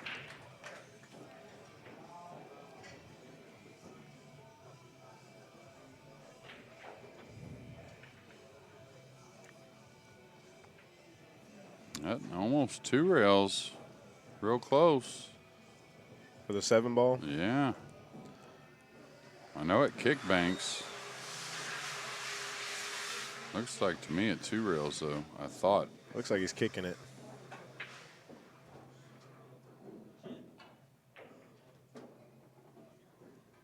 Okay, that's got to slow down. That's going to maybe leave it cross corner. Okay, not bad. So now Chip has a real choice to make. 7 is like really tough. Hard. Is that a kiss? No, he can beat the kiss, but now he could give up a shot on the 12, beating the kiss. I think just a high ball he can beat the kiss. But the thing is, you want to throw this bank in because it gives it a better chance to make it.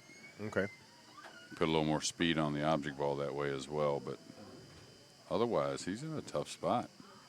Looks like to me he's spinning it. So watch out. He could go right where he's standing with the cue ball also. He caught the 12, but he made the 7. Made the wow. 7. What a shot.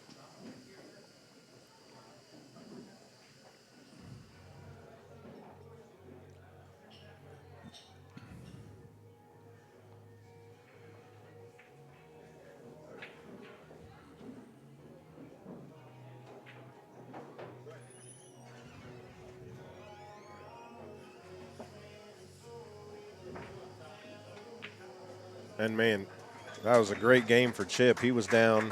I mean, Tony had 8 right off the get-go. Yeah, Chip now out to a 3-1 lead. Yep. He was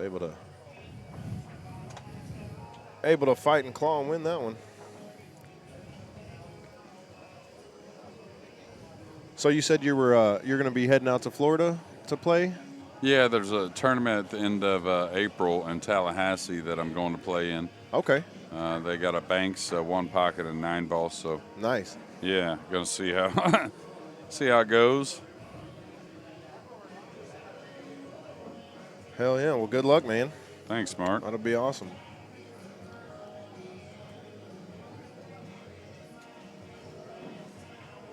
Is it Stoney? Yeah, Stoney. That was a very, very confident. That's going to do a lot for Chips the rest of tonight, I think. Not that he probably doesn't exude all the confidence in the world already, but I mean that was a great out. Well, yeah, both guys are hitting the ball well, and what I've seen a little more from Chip so far is maybe because of they played so much. Mark is Chip really saying, "Hey, I can be down. I can be down in the game and move the balls up table and have a chance to win." So. Oh, good shot. Oh.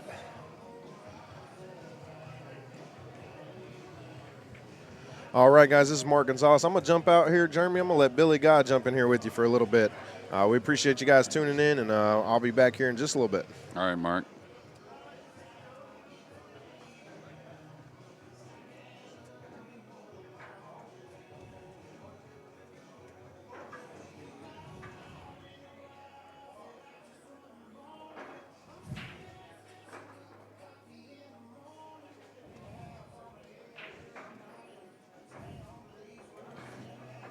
All right, y'all. We have Billy Guy with us. Hey, Billy, how you doing? I'm doing good. How are you? Pretty good. Seeing some pretty top shelf 1 pocket here so far. I can tell you, I was on the sidelines over there watching that last game. It was incredible. Some incredible shots. Yeah, he didn't get the hit on the ball he wanted right there. He wanted to move the cue ball up the rail a little more and maybe play that ball over towards his hole a little more. But it seems like he's cut Tony off the 13 or the 8, so is he going to pump this one in a little bit more, like put a little more speed on this? Kind of, yeah, trying to really take a chance at making it. What a shot. So I don't think Tony's going to back off here. Maybe he draws above the stack, but good chance the way the 12 and all that's sitting. If he hits the 1 pretty flush, flush-ish, yeah, I think he's all right with a high cue ball here. Now it looks like he's drawing it. No, he's not drawing it. So he's opening the balls. Kind of crazy, yeah. That 8 ball didn't. Yeah, he's looking for a friendly face here. So Tony's got 2 now. Chip has got 1 hanging via Tony Chohan. Tony's going to have to see the 3's a problem. He might have to play the 2 into the 8 here. He'd like to say, oh, let me use the 15 to do something, but he can't let him see the 3. So he's got to use the 2 into the 8 instead of the cue ball. Otherwise, he'd come off the 15 and make the 8 for him. But he's trying to send it 2 rails up and down. 100% he was trying that. Yeah. Now, is it going to get tied up or is it going to open up for Tony? That's going to sit a little ugly. The Chip's going to get it on the board here in game number 5.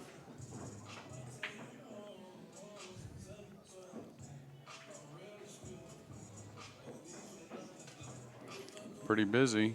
It's gotten a lot busier, that's for sure. Yeah.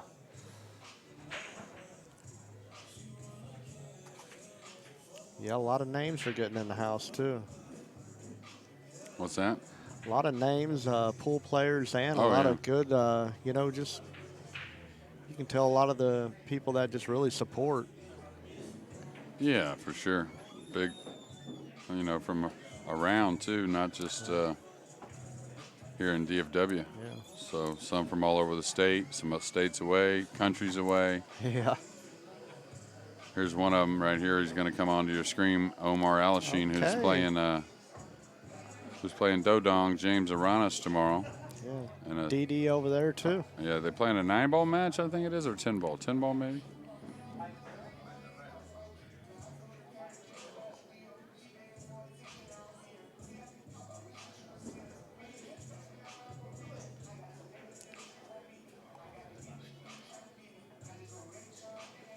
All right. Okay, they're spotting behind. Yeah, and I think that, might make a little difference on what Chip has as far as the 15 ball is concerned, so that was huge. The 2-3 tying up, if the 9's on top of the 1 ball, you can see that 15 ball banks cross corner, Right. and he can go up table with the cue ball. So that's kind of what Yeah. we talked about earlier. Guys were asking about, we were talking about maybe a sleeper or somebody forgetting to spot a ball. And back in the day, they used to play, hey, if you forgot, you just forgot it. And that's the reason why, is because, the outcome could be a little different without knowing if it's going to be different or not. None of us have a crystal ball. But, all right, probably just shaves off the 6 here maybe. Tony always does something different than what I say on these types, but he could get a kiss. If he does anything besides shave off the 6, he could definitely get a kiss on the cue ball here. I think you just drag the cue ball off the 6 up to that middle of the side rail again. Chip did you a little favor there, opening the 2 and 3 up for you. Oh, he avoided the kiss. Yeah. I don't know if the 2 ball banks though.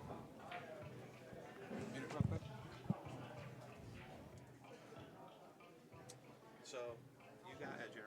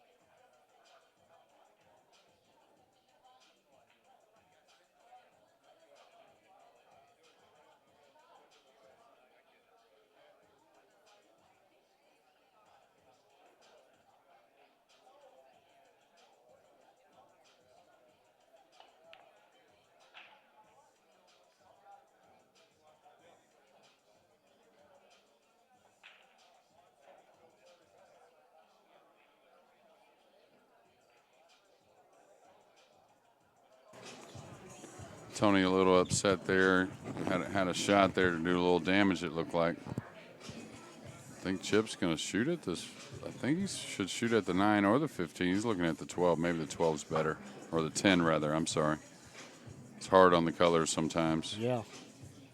Although I am kind of unusually right here in front of the table. That I haven't done much of this during pandemic. Been fortunate enough to do a lot of commentary from the house. Right.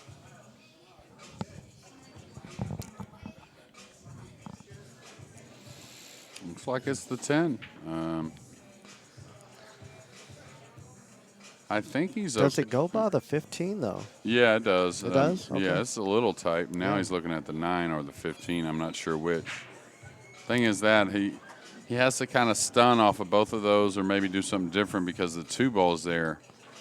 Whereas the 10, even though it's a little tougher shot and you're probably spinning it with a lot of, English. All right, can he get shape off the 9? It looks like he's going from the 9 here. Yeah, that's what it looks like. It's off, too. All right. I don't know if he left Tony enough angle on the 5 to play that and get over to the side rail. Otherwise, it may be the 115 combo bank.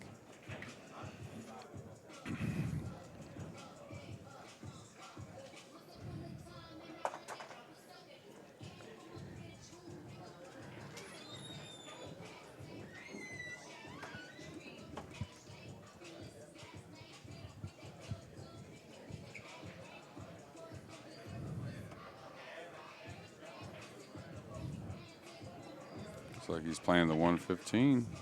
Oh, he hit it perfect. What a shot. What a shot.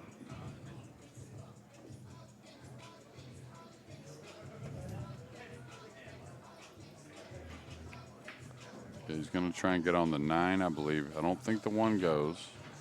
All right. And now, does he do anything? He's going.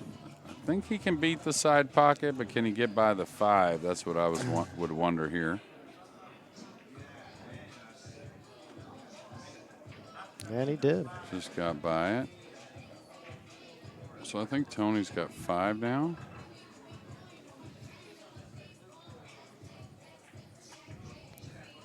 And that's including the ball he's spotted already, like we talked about before. If you look at your monitor, he's going to 9 as far as, so we're keeping the count as he's going to 9.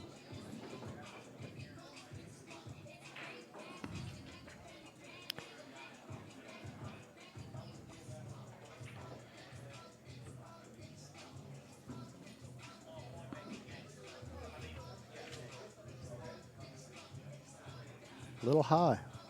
Yeah, a little bit.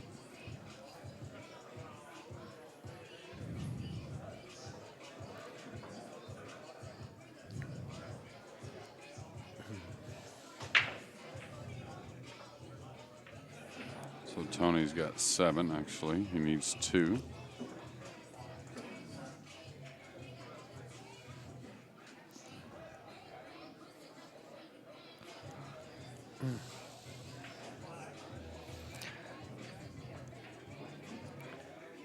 Yeah, they're trying to figure out what balls that he has, but I think he has 1. Yeah, that's what we had it at. Yeah. So Tony will try to move balls now up the table with this big lead. Maybe shoot the 13 into the 10, something like that. Right. You may not want to open up the balls on the stack just yet. If you can just move these like that, because you've got a lot of control moving those. If you move the 6 and all that, 3, you never know where they're going to go. So you're going to challenge him probably here. You probably make the 13 up table if you're Chip here and put Tony on the in rail. This is surprising to me. He's got a huge deficit here. The one, whatever it was, 10 didn't go combo. You want Tony trying to make something from up table in that spot. So that was a little surprising to me. Yeah, he just broke that up so he could have a little room coming around too, right? Yeah, but I mean, Tony's not going to really probably leave him a whole lot. So, you know, normally whenever you're down this much in the game, you want to leave your opponent more on the in rail. And even if you leave him a little bit of a shot, you challenge him a little bit.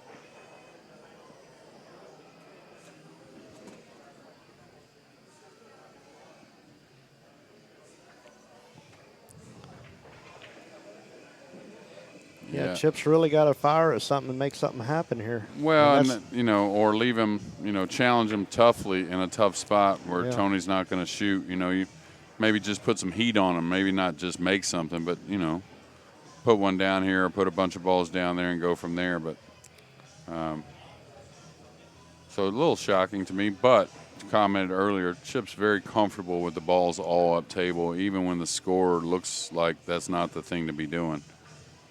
Yeah.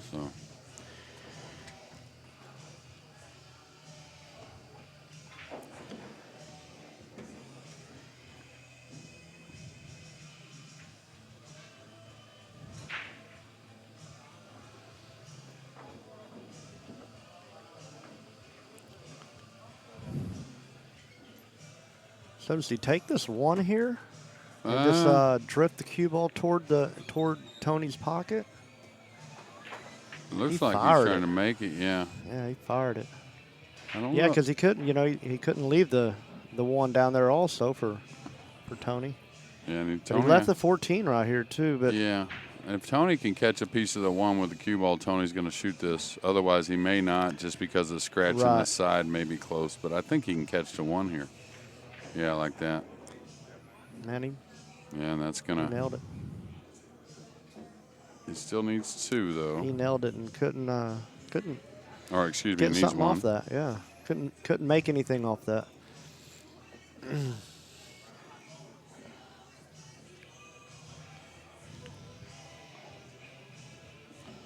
Probably just opens the 1 up and the 3 up here and drops down on the rail here, on the bottom rail. Not sure what else he's thinking about. Could move the 6 ball maybe, I guess, but I don't know. he's trying to float one close and put him up table. I was thinking possibly shoot the 10 down and freeze the cue ball on that stack.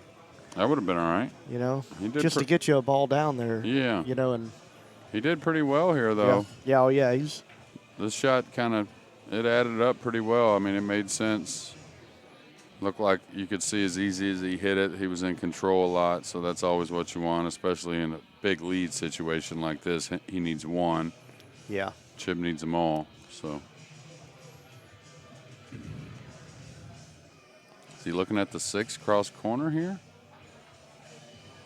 Looks like it to me. He's going to hammer this one too. He did. He's going to get up on the 12 as well. What a shot. Wow. Well, and he's in a good spot right here because he can make the 10 and freeze him up on this 12 at the bottom, right? Or does he? Looks, the angle fools you when you're looking at the camera here. Yeah. That'll hit the side rail. He's going to try and draw either across and bump the 1-3 or try to hold for the 1-3. Yeah, he hit it thick, so that's going to, yeah, in And it game drifted number out a 5. little bit much.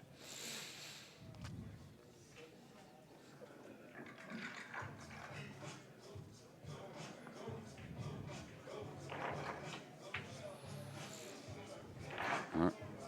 3-2. All right. Chip Compton, a game lead and the break here in game number 6.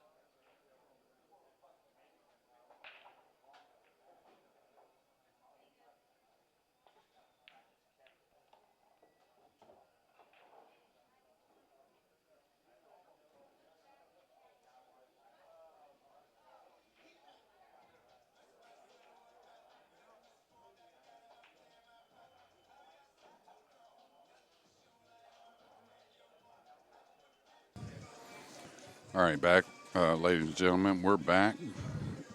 Game number 6 here. Tony has 1 going to 9 in this game. Chip has 2 going to 8. Just wondering if Tony might look at this 5 ball some kind of way.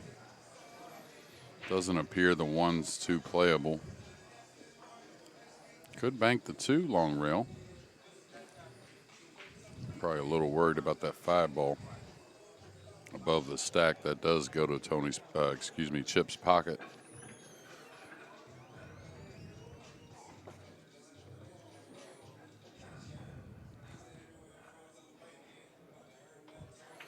So I was kind of wondering what the 15-10 does for Tony going back towards his hole. Now he's looking at the 1, so that must be kind of playable. He's got a little freedom with it. I mean, the 15-10 doesn't play. So there's a long railer here.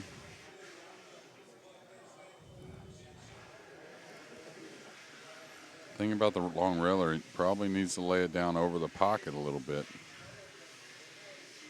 Yeah.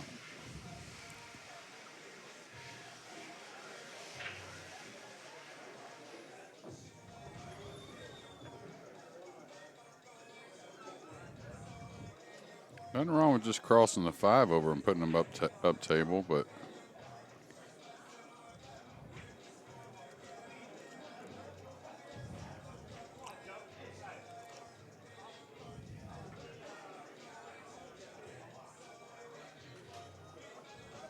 all right, now looking back at this 2 ball.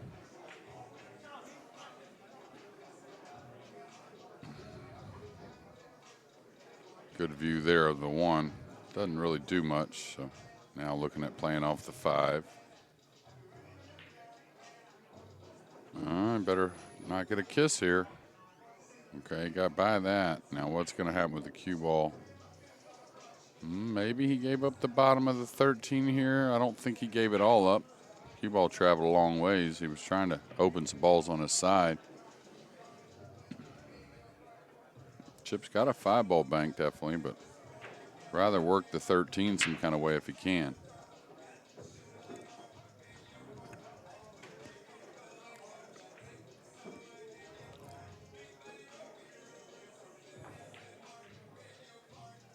He wanted the cue ball up much higher there. It's going to end up okay, but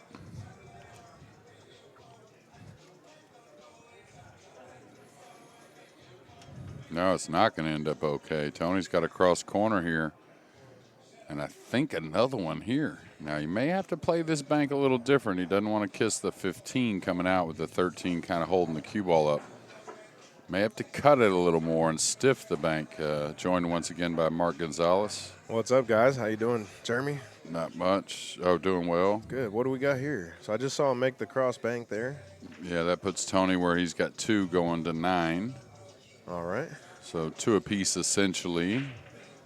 I see this bank here will fool you. When the 13's like that, it really hampers the cue ball from getting out of the way, right? So right. You might have to cut it and kind of stiff the bank a little more. Yeah, see how he caught the kiss? Right. And I've done it. I've known the kiss was there and still shot the darn bank anyways now. He may have gotten away with this. I don't know. We'll see what the 9 does. So he's getting down quick on that 9, but shaking his head. Yeah. But the balls, again, don't lay bad.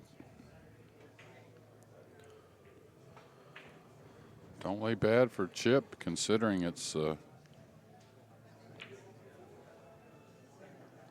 what a nice hit that was.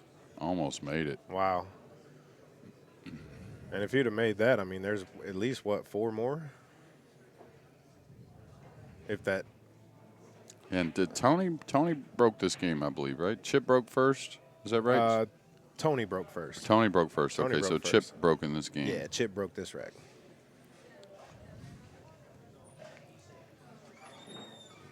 All right, tough spot. I mean, looks like you really need to.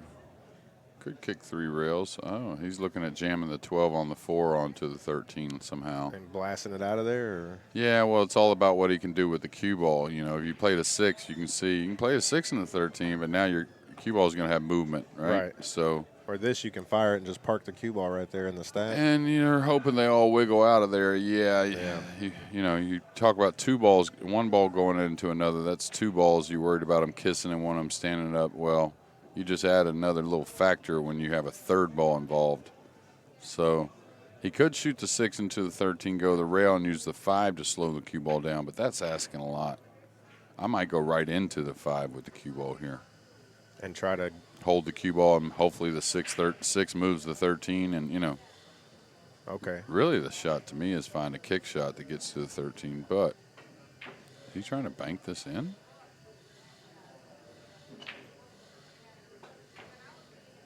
Uh-oh.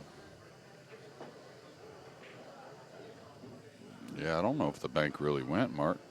It looked, that angle right here, this angle, of course we didn't see that a moment ago, and that angle, though, tells me maybe the bank did go. And you'd like to think if it did, if Tony's shooting at it, it probably went. Right. Now, is he going to come around 2 rails for the or try to draw back around? He got a little thin on the 6 to where he could draw into the 9. That would be ideal. Because if he comes 2 rails, he shoots the 4 with an angle, he's going to go into the 15 and get kind of cut off his run. That might be too much for all of them. It could be just dead perfect. It's pretty good. I'm looking right down the line. Yeah, put a little speed there to kind of free the cue ball up a little so he can dig on the cue ball now. Now, is he just going to draw back and bank the 9, or? Nah, I think he might be able to cheat this and go either forward or back to try and get a clean shot. Like here on the ball on the top. 12 ball. It's tight, though. 3 sticks out a little more now looking at the table than I thought, than looking at the camera. But if he mishits this a little, he could hit this thick. Okay, he made 2 of them. Watch out, cue ball. Oh my. No. So they're going to have 3 balls spotting here, is that right? That's correct. So it's going to cost him 1. And there should be...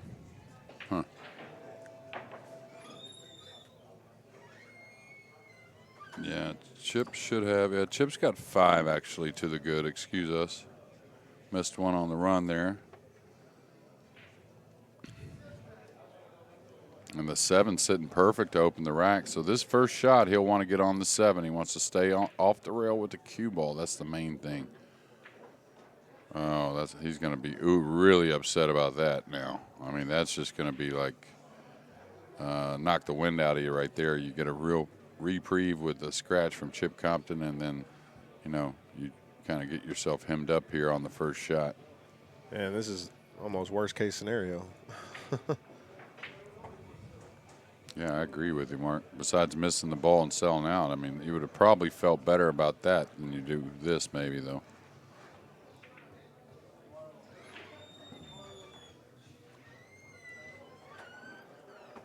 Man, what do you do here? Try to kick the 1? Maybe 2 rail into the 1? Yeah, I like that, or just drift it behind the 1. Okay. I mean, and having a spot 1 up here isn't the biggest of deals. I mean, it is. I mean, you never want to lose a ball, but, to give up position here, it's not the worst thing in the world. But he knows he could have got a bunch, maybe all he needed, really. Yeah.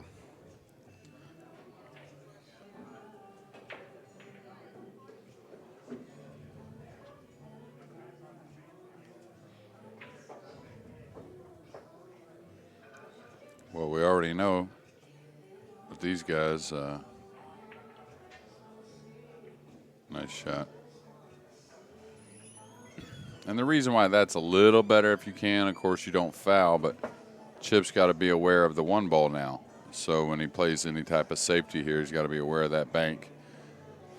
So we'll see how Chip wants to play it with a 5-2 lead, I believe it is. A 5-3 lead. All right. He'll just roll through the 7 using the 15. The 1 guards all the banks.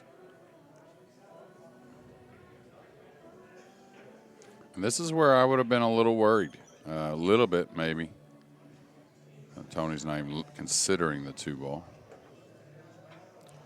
Well, because I thought he'd at least look at it. But, I mean, the guys, like I said earlier, if they like the way something sees, you know what I mean? uh-huh. Or something looks, excuse me, if they see something they like. Now, is he going to try to leave the cue ball just on the end rail down there? It looks like that's how he's cueing it, Mark. Oh, he was just holding for shape.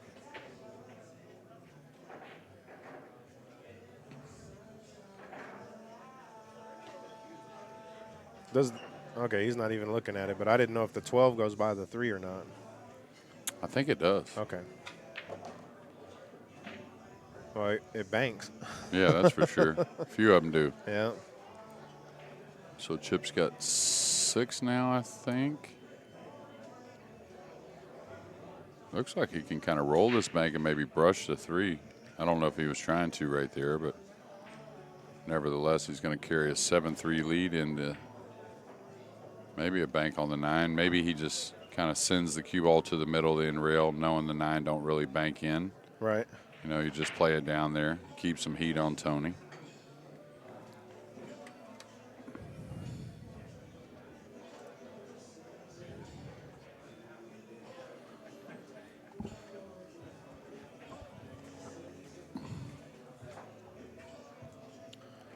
Is he gonna? He's just kicking this right rail first. Yeah, I think he's just playing safe, but yeah, hitting it like that.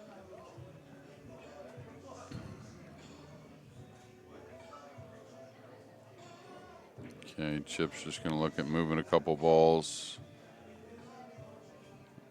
And the thing about this kind of shot is just be careful where you're putting the cue ball. That's all. You just one thing to leave Tony a bank, but just don't leave one where he can get a bunch of balls. And I think he left exactly that here. Yeah. I think he can bank the 3 and stun over for a shot on the 1 or the 9. Especially with the 7-2 a little bit doubled up. You just had to be real careful if you were chipped there. Yeah, because, see, he can hit this with a high ball. And that's even better, right? Because he might be able to, like, lay it up. Oh, he was shooting it. What a shot. Wow. What a shot there. And this is the difference in Tony and a lot of players is what they follow up those great shots with, you know. You know, getting these 3 here that are open is just huge, and what could be 4. All right, is he going to get past the 1? Oh, that's nice.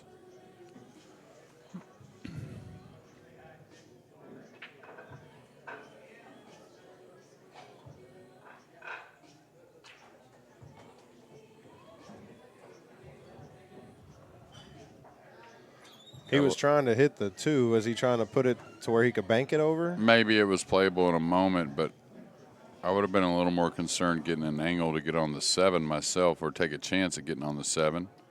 I think he still will.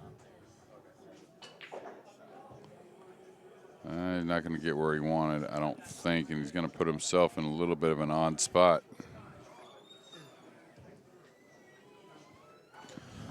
All right, guys, real quick, I've just been handed something here, Jeremy. So it looks like we have confirmed the rematch between Sky and Dennis. They're going to be playing Race to 150 on the bar box. So Race to 150 on the bar box. That's going to be April 9th, 10th, and 11th. They're still working on, I think they're still working on the money, how much they're going to put in the middle here. But as soon as we find that out, we'll let you guys know. But Omega and Acme are sponsoring that, and Rackham TV will be bringing you guys the rematch, Sky versus Dennis. That's going to be a good one. And that's right here in Dallas as well, right here at Stixx and Stones? Yep, yes, sir.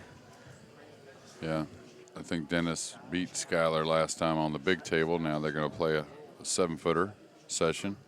Long one, too. Should be a hell of a match. Yeah, they said Sky put out a challenge to the entire world, and Dennis jumped. I saw Dennis in the pool room here just a few minutes ago. Yep. So Dennis is in the house. A lot of good, great players. Eric Nordstrom from Oklahoma, he's in the house. I like Eric. He's a good guy. Yeah.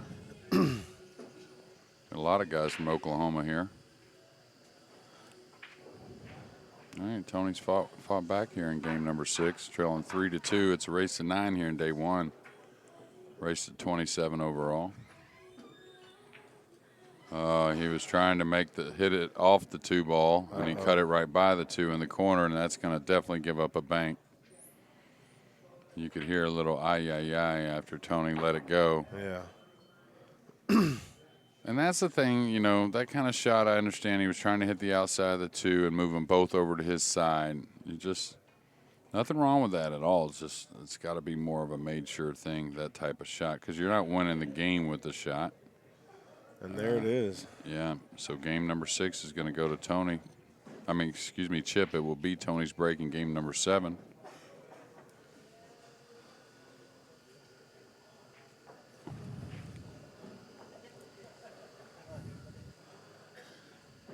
So is this kind of, I know we talked earlier, you were saying that, you know, the equipment and everything was kind of favoring Tony, but Chip's battled and won some games that we didn't think he was going to. Well, yeah, and I think the equipment, I thought it was 4.5 standard pocket, right. But still I thought, you know, the tables here at Stixx are really fast, which I know Tony likes.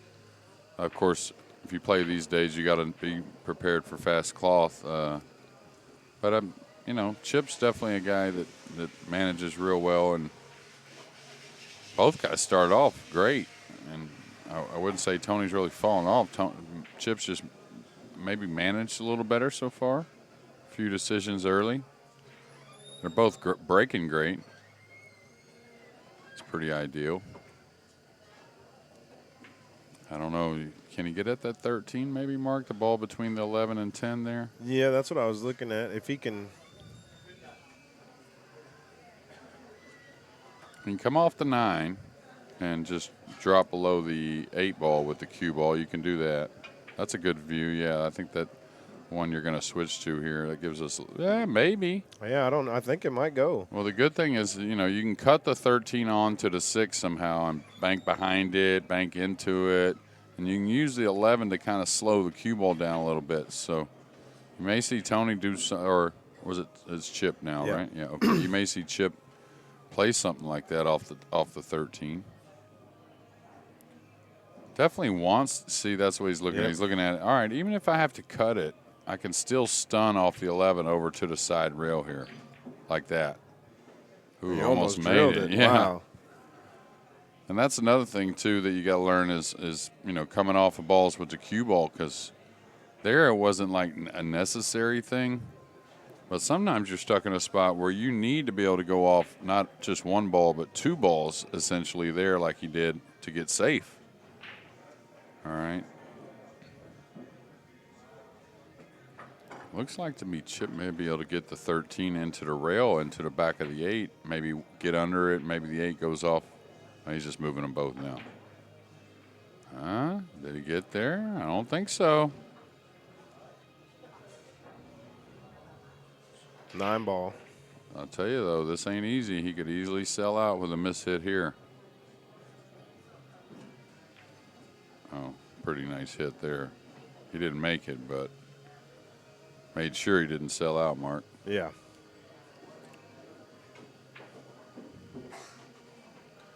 Can Chip dig that out of there or no?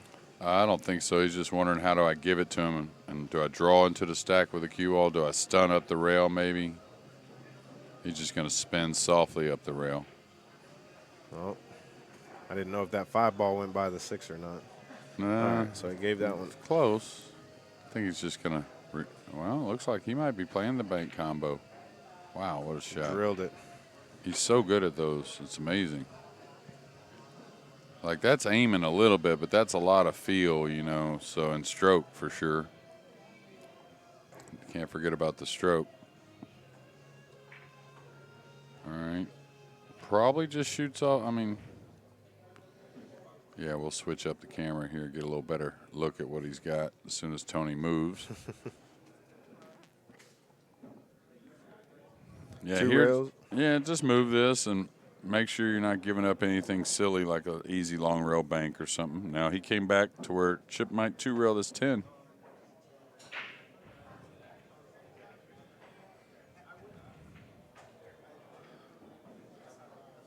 The 11's not in the way for that? I mean, it's Maybe. close. I mean, you can manipulate the ball a lot of ways. You know, you can hit a little deeper and stiff it. You can hit a little up the rail and just throw it. He wanted to keep Tony kind of hemmed up with the cue ball. So He'll just thin this ball and come right back up to the stack, right? yeah, most likely.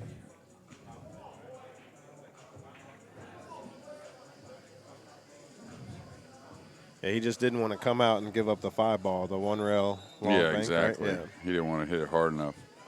The thing about Tony's situation now, he's got to kick most likely or go up table with the cue ball, but he could 2-rail this 11 ball, though. I love this shot around the 5. Really a pretty shot when you execute it well. It looks like he's going to pass him. Okay, he just 1-railed the 11. Really squeezing on the cue ball.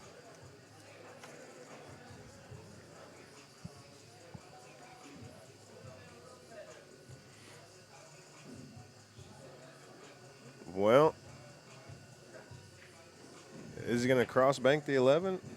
No. Yeah, I think maybe. I mean, it doesn't really go because the 14's in the way. But he might go up into the stack with the cue ball. See where he's aiming right now, go up into that 7. The problem that he knows is, man, it doesn't really go. I'm not going to make the 11-14 bank combination. And if I don't hit the 7 just right, you know, things could get a little shaky here. Oh, he got too deep, so he's going to need some help, and he got it. I don't know. Maybe. No, I think he gave up the 11.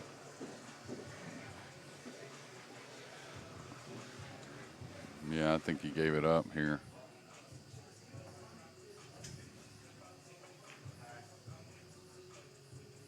Good shot. 3 goes as well, so this should cost a number of balls here, probably at least 3 to 4 more at least. So the 9 goes. I don't know if a combination goes. The 4-13 or the 4-13. 4-13 might go, yeah.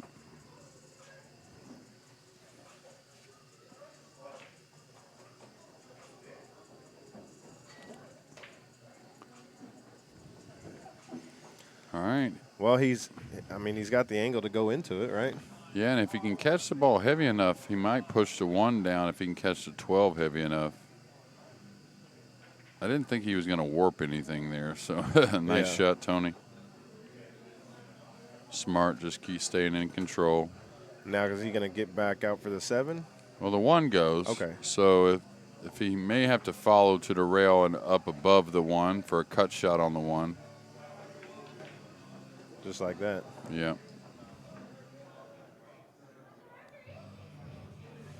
Well, can he shoot the 12 right now? Yeah. Yeah. Oh, the 15? That's shooting there 15. you go. Get on the 7, and that's all she wrote. May even be conceded by Chip. We'll see. Chip said, heck with that. I ain't giving up anything. You may not realize. All right, so there it is. I think that's all he needs. It should be. No, it can't be. Yeah, because he needs 9, yeah. Okay. All right, so there's 7 on the table, so can't really be out. I like him shooting at the 2, though. It looks pretty good to me anyways.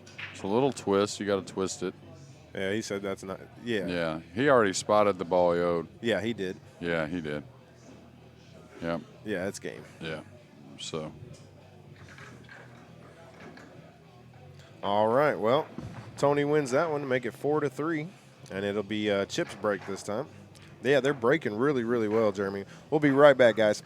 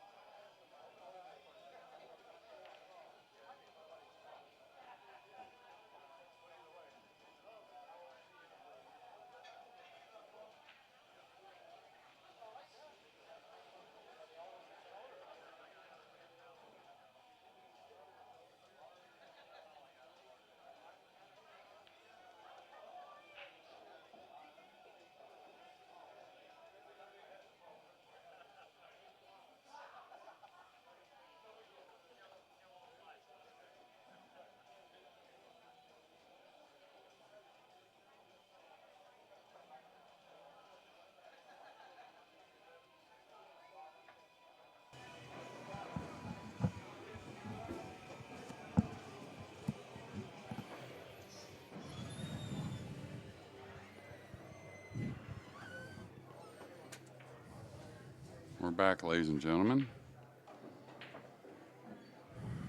Chip Compton on a little run here. And up 4-3. We're going to 9 here tonight. Looking at how to go into these balls. And I don't think anything's set great. And if he splits the 10, if he gets the decent little part of the 10 where it catches the 13, I think he's got a good chance of getting the shot.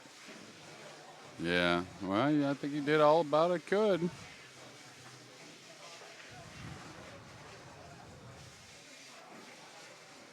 All right, made another one. May have a bank on the 5. It's close. I think Chip's only got 4, so he's going to knock this 5 away.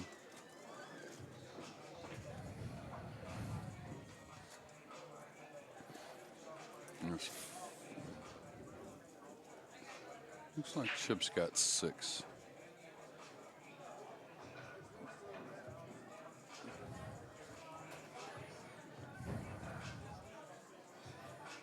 So overall, Chip's got, of course, a game lead, looking to possibly have 2 here shortly. Just depends on how the rest of this game goes. But is Tony looking at it? There's no dead ball there. But what I was going to get at, it seems like Chip's winning his games on his break a little easier than maybe Tony is on his.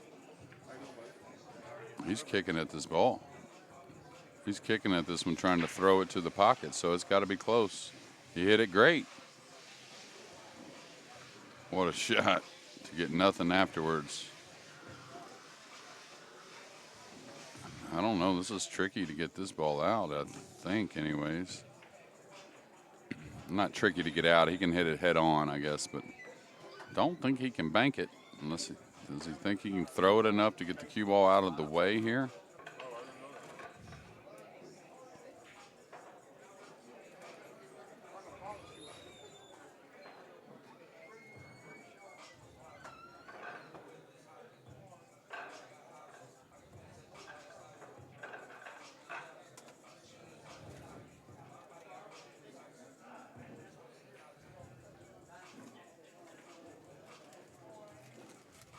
Just going to move this one away. Nice shot.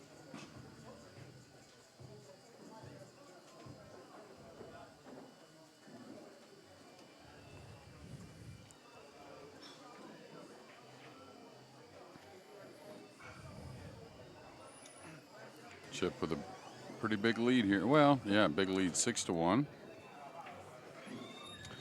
All right. Back you with guys, us, Mark Gonzalez. What's going on, guys? All you guys on Facebook checking us out, this is giving you guys a little preview here. We've got Chip Compton taking on Tony Chohan. They're doing a race to 27 over the next 3 days, today, tomorrow, and Sunday. Chip leads 4-3. We're going to be going first 1 to 9 tonight. So we wanted to let you guys jump on here and check this out with us. And head over to Rackham TV, rackham.tv, and get your pay-per-view pass and hang out with us for the weekend. Of course, we're going to have Jeremy Jones here in the booth with us tonight, and tomorrow night. Thank you so much for that, Jeremy. Oh, yeah, absolutely. And then Sunday, we'll have Rick Stanley in the booth. So. There you go. All right. So, yeah, like you said, Chip leading this one. What's he looking at here? Yeah, nice cue ball by Tony. Chip's he's got some balls doubled up on the side rail. Tony's got some available long rail banks if he moves the 3. So that's why he doesn't want to move the 3 so much anyways. He's not crazy about it. That's why you saw him go down table with the cue ball. Okay. So he doesn't give up those long rail banks, you know. So you can see the 5, and is it the 12 that's tied up on Chip's side that kind of covers up the 1 from a lot of places also. He's just going to move the 1 over, or is he thinning the... is that the 15 ball? I like him moving the 15 over and dropping down table here like this. So Chip could bank at this 3. I mean, I don't think he's going to, but he could. He's got a pretty big lead to take that chance, but so he'll just ease off of these balls, recognizing the long rail banks are kind of covered up for right now. They don't really go. That 10 doesn't go? Excuse me. I would doubt it. We'll get a better view. Maybe. It's pretty close to the rail, though. Okay. So it's a little tight. If the cue ball was over 2 or 3, 4 more inches to the right, I'd say yeah, for sure. But looks to me like it's a little double kiss-ish kind of shot here. I'm wondering what the 3 off the 14 looks like and the 14-2 railing towards his hole. I'm wondering what that looks like. Looks like what he's doing. He's just moving them. Oh, okay. Get around these guys enough, Mark, you realize when they're kind of amping up to shoot and when they're not. Right. So he's going to bank at this 2 ball here, and he can get out. He only needs 2. I don't think he'll draw over. I think he'll go ahead and play shape on the 3 here.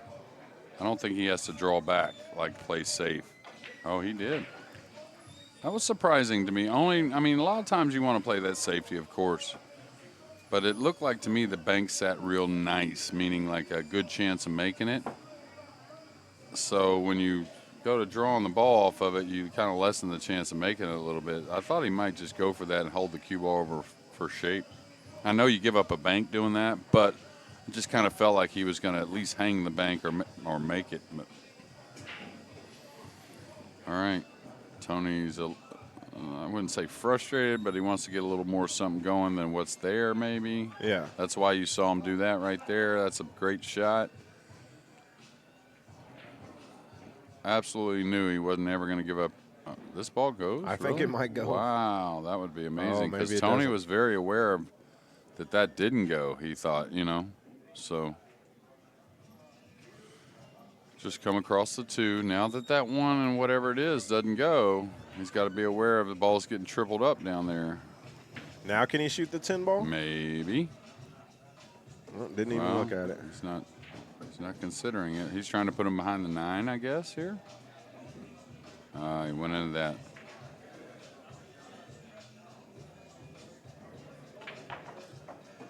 I give up a dead cross corner on the 3 here. This one's sitting perfect, meaning you can be aggressive trying to make it, and you still ain't going to come too far up table like selling out. So wouldn't be surprised he makes this one. And get on the 2. Yeah, for sure. And he Good got shot. Yeah, nice shot. All right, so Chip needs 1. Yeah, and moving right along.